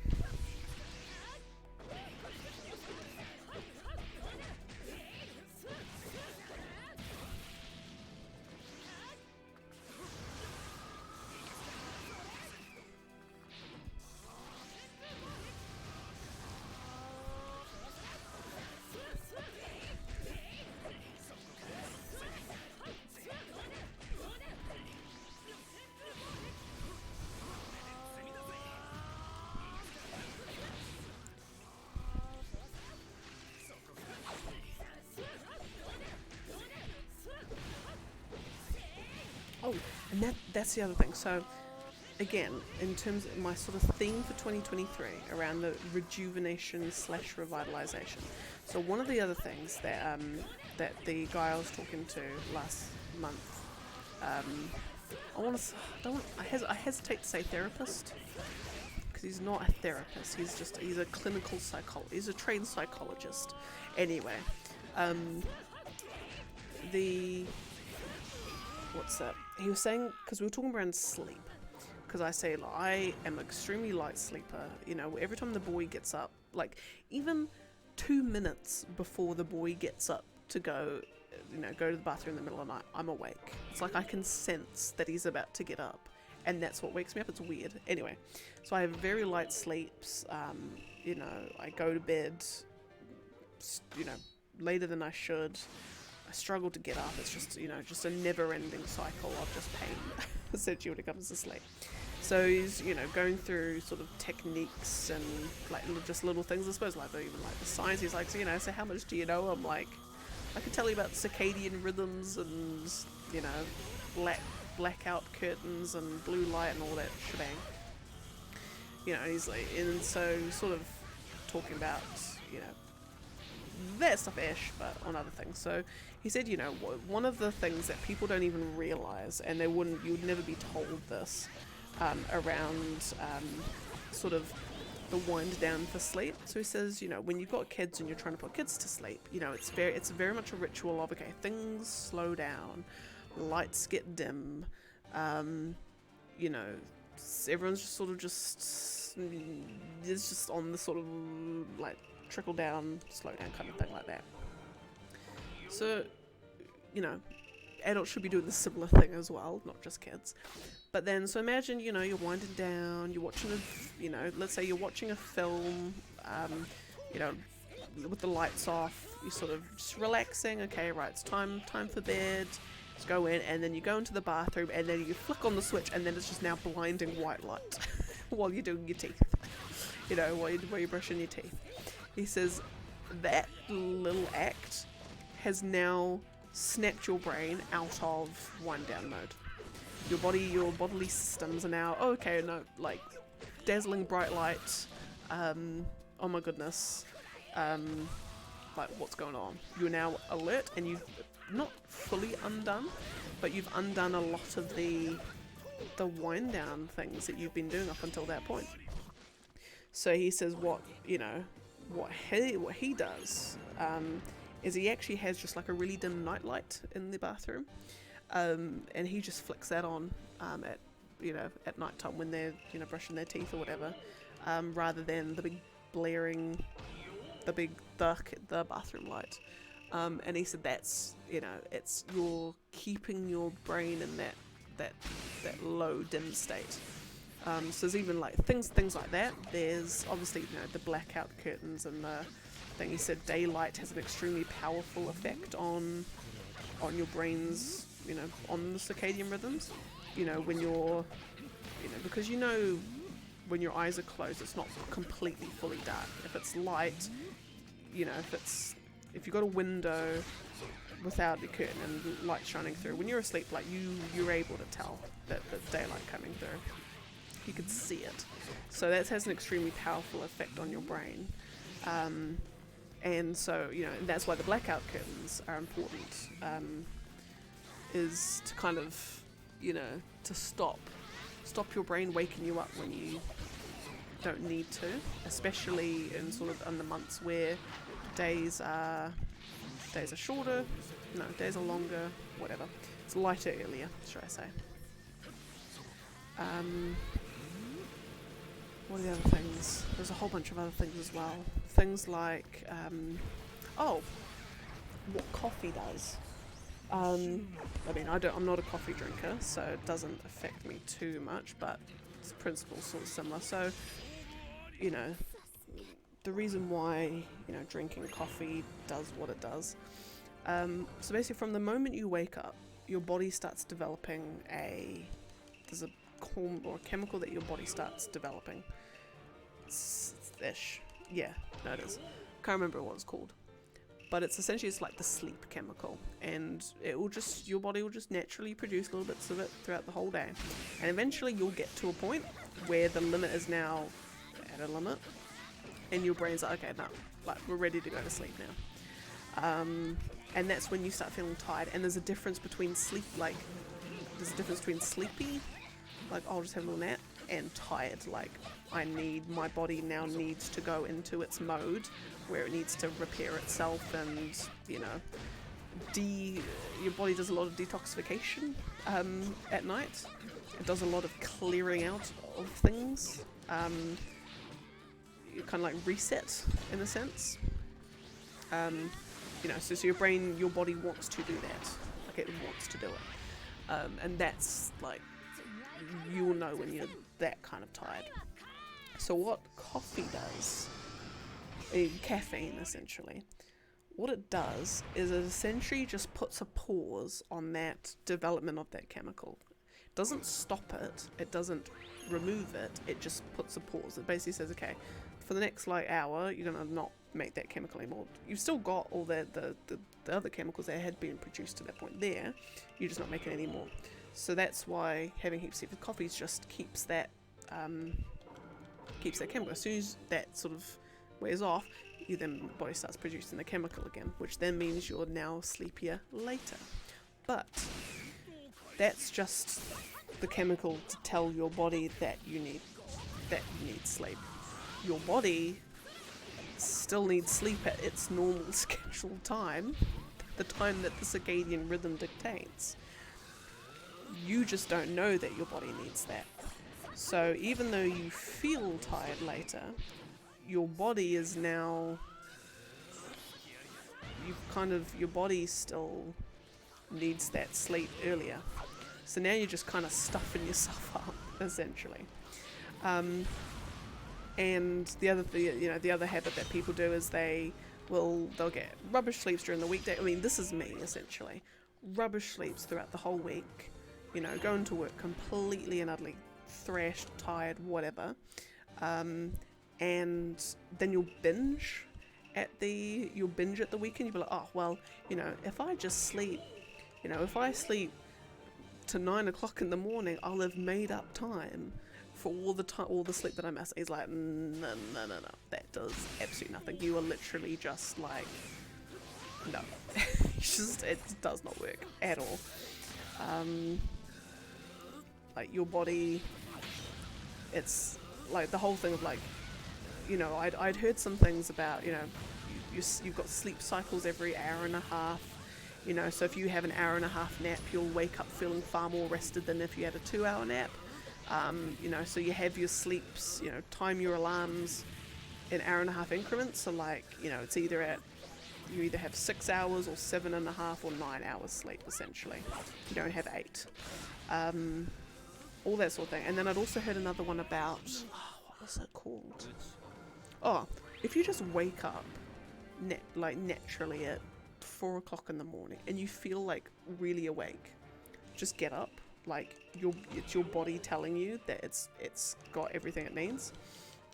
And so this guy was saying something to a similar effect. He was saying the different states of sleep that your body can go into, like your REM sleep and I think there's another there's other types of sleep that are like alpha and beta kind of sleep wave things. Anyway, they all do different things. Like your body is doing and your brain are doing different things during these things. That they're repairing different things, they're whatever.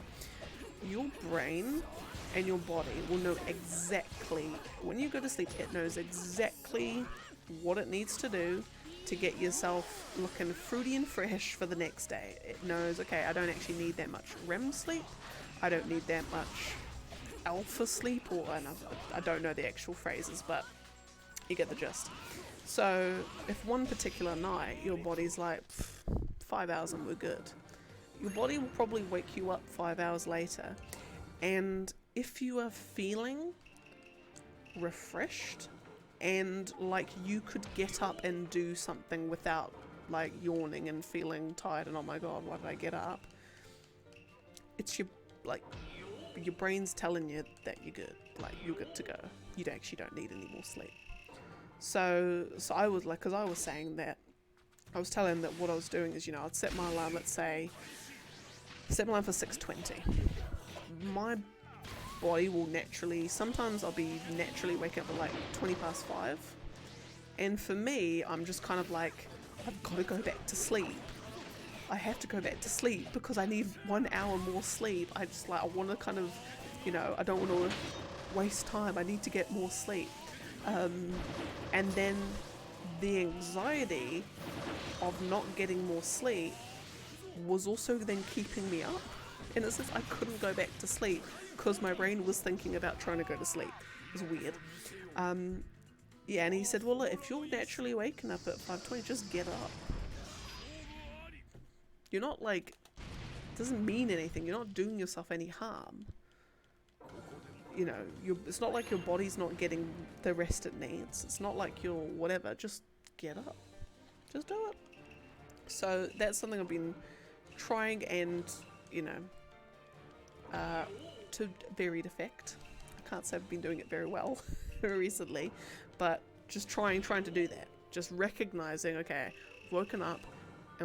Am I feeling that refreshedness, or am I feeling, oh no, I'm just a light sleeper and I've just been woken up by some external thing. Recognizing the state it is, and then just getting up. Because then when I think about it, I'm like, well, I could use the extra hour to play some games before work. That would help me. You know, and I think it's just getting over that. I need, you know, the whole, oh, you need an 8-hour sleep is, yes, it is true. Generally, your body will need around that amount of time to repair itself, but sometimes it just doesn't. Like, your body will know what's best for you because your body knows, not always, but your body will, when it comes to the essentials like sleep, your body knows what's good for you. Yeah.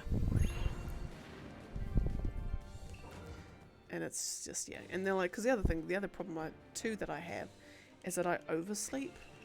Like, I'll sleep like 10 hours. I'll just stay in bed and, like, I find it easy to go back to sleep. Like, I close my eyes and I wake up half an hour later. I keep doing that for like 10 times.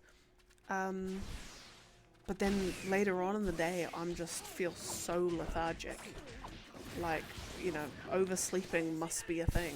I don't know the science behind it yet, but it just must be a, yeah.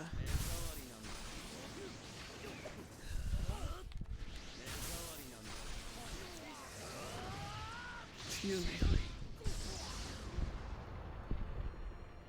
Yeah, so one of the things that now, just to help me with the better sleep, is going to be installing dimmer lights. Actually no, not installing dimmer lights, having like little like night light kind of things, just to help with those nighttime things, so I can have that in the bathroom and that in the bedroom. And then just forcing myself to get up when I feel refreshed and not being worried about needing that extra whatever time. Yeah. Because the other interesting thing that he said, so this guy and sort of the business that he has, they call it a well-being wheel. But it's essentially all the different factors that just make up your general well-being, and they kind of all just have an interplay with each other, and sort of you try and address little bits of them when you're helping someone. So it's things, you know, health, food, family, emotions, the mind, environment, all those, you know, nature rather, should I say. But sleep is a big one. He says, to be honest, of all of the things on this list, sleep, emotions, and there was another one. Was it family? Or was it nature? There's three of them. He said it was by far what he thinks are the most important. And he said sleep is probably the most important out of all of that. Sleep is just affects so many things in your life. Like, so many things in your life are a direct consequence of sleep or lack thereof. That it's just like you'd be a fool not to give it more care. He even said, like, in terms of like car accidents, you know, the whole drink driving and drug driving all that thing is a big thing. By far, most of all the car accidents well, at least in New Zealand anyway, don't know about the rest of the world, he doesn't have those stats, at least in New Zealand, most car accidents are caused by some kind of sleep deprivation of some kind. And he said sleep deprivation is by far a far bigger killer and a far bigger risk driving than any kind of drug or alcohol related things. Because, you know, they say that, you know, when you're drunk and you're driving, your reaction times are slowed, which is, you know, so you'd be a fool to do it, and rightly so. When you're sleep deprived, you have no reactions. You literally have no reactions to it. So which would you rather? have slow reactions or none at all? You know, so it's that sort of thing. So that's why when he helps people, you know, sleep is one of the things, one of the big ones to address. Yeah, so I've got some sort of action steps to do, or just things to help just get a better night's sleep. Yeah.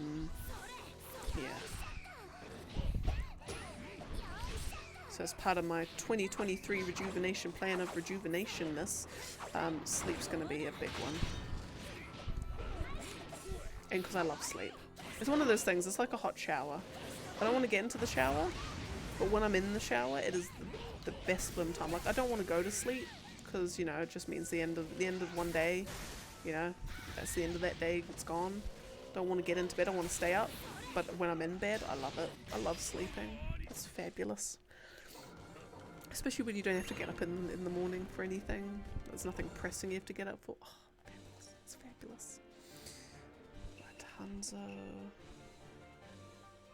Where are we? Hanzo and Youngshino.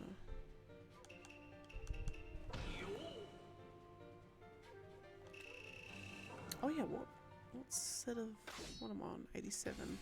I'll get up to 90 and then I'll call it a day.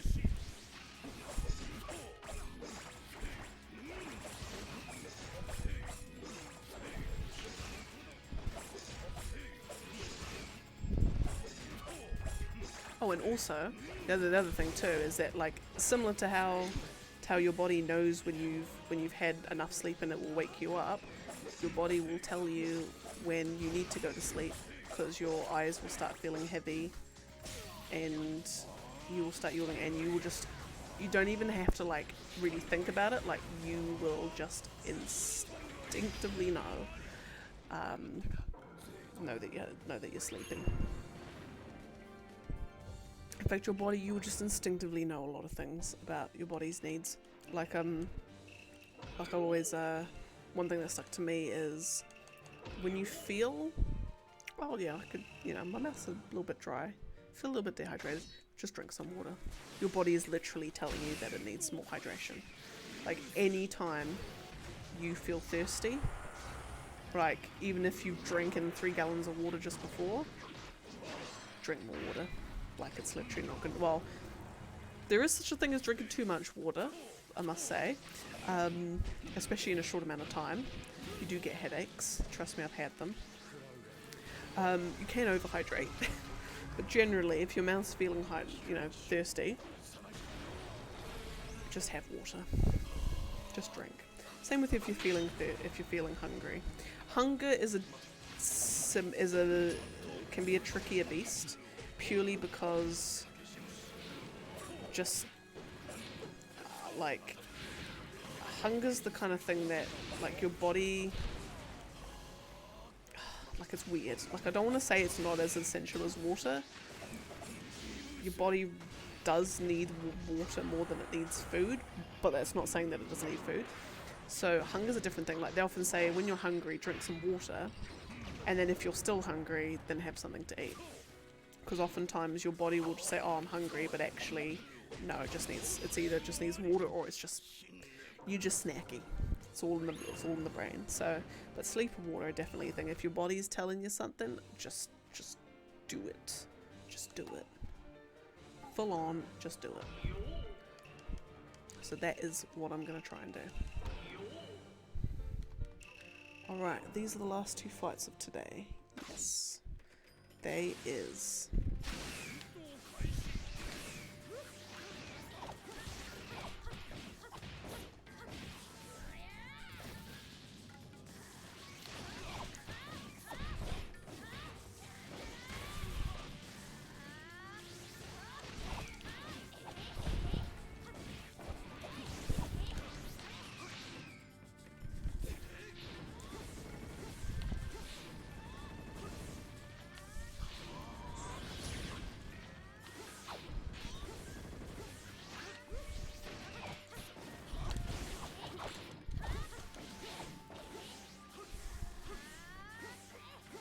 Stop bouncing around, oh my goodness.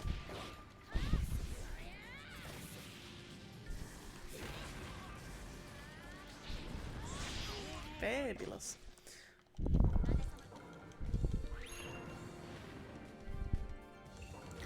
Okay, and then the last one for the day is this. So at least we've gotten up to 90. And actually, it wasn't too bad. 2 hours 10 minutes for 90. That's actually not bad at all.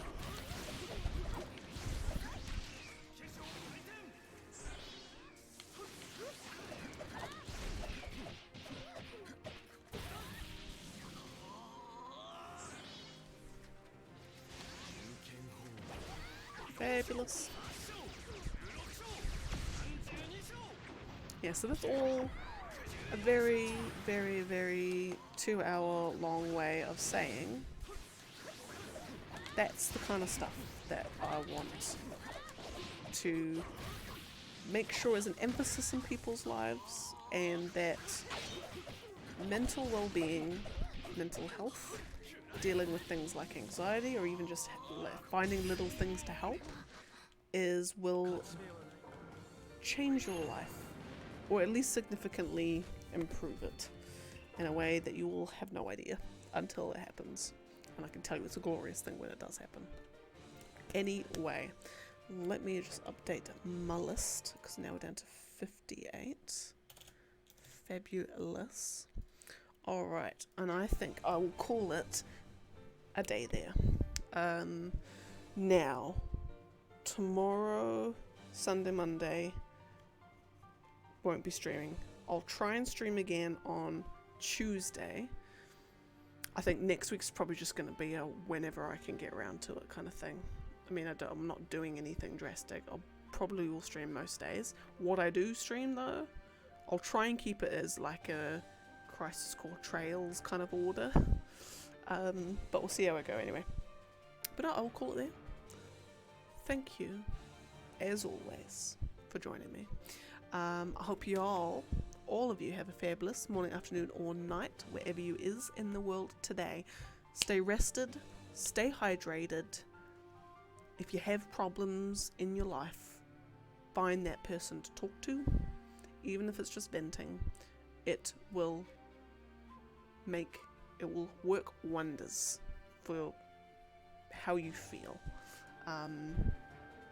Yeah, and that's the kind of messages I want to talk about like my own experiences and how other people can help. But no, otherwise I will leave it there. Have a merry Christmas, and I hope the day is filled with joy and the day is filled with love and laughter. I will see you all on the other side of Christmas, and have a fabulous one. I love you all. Bye.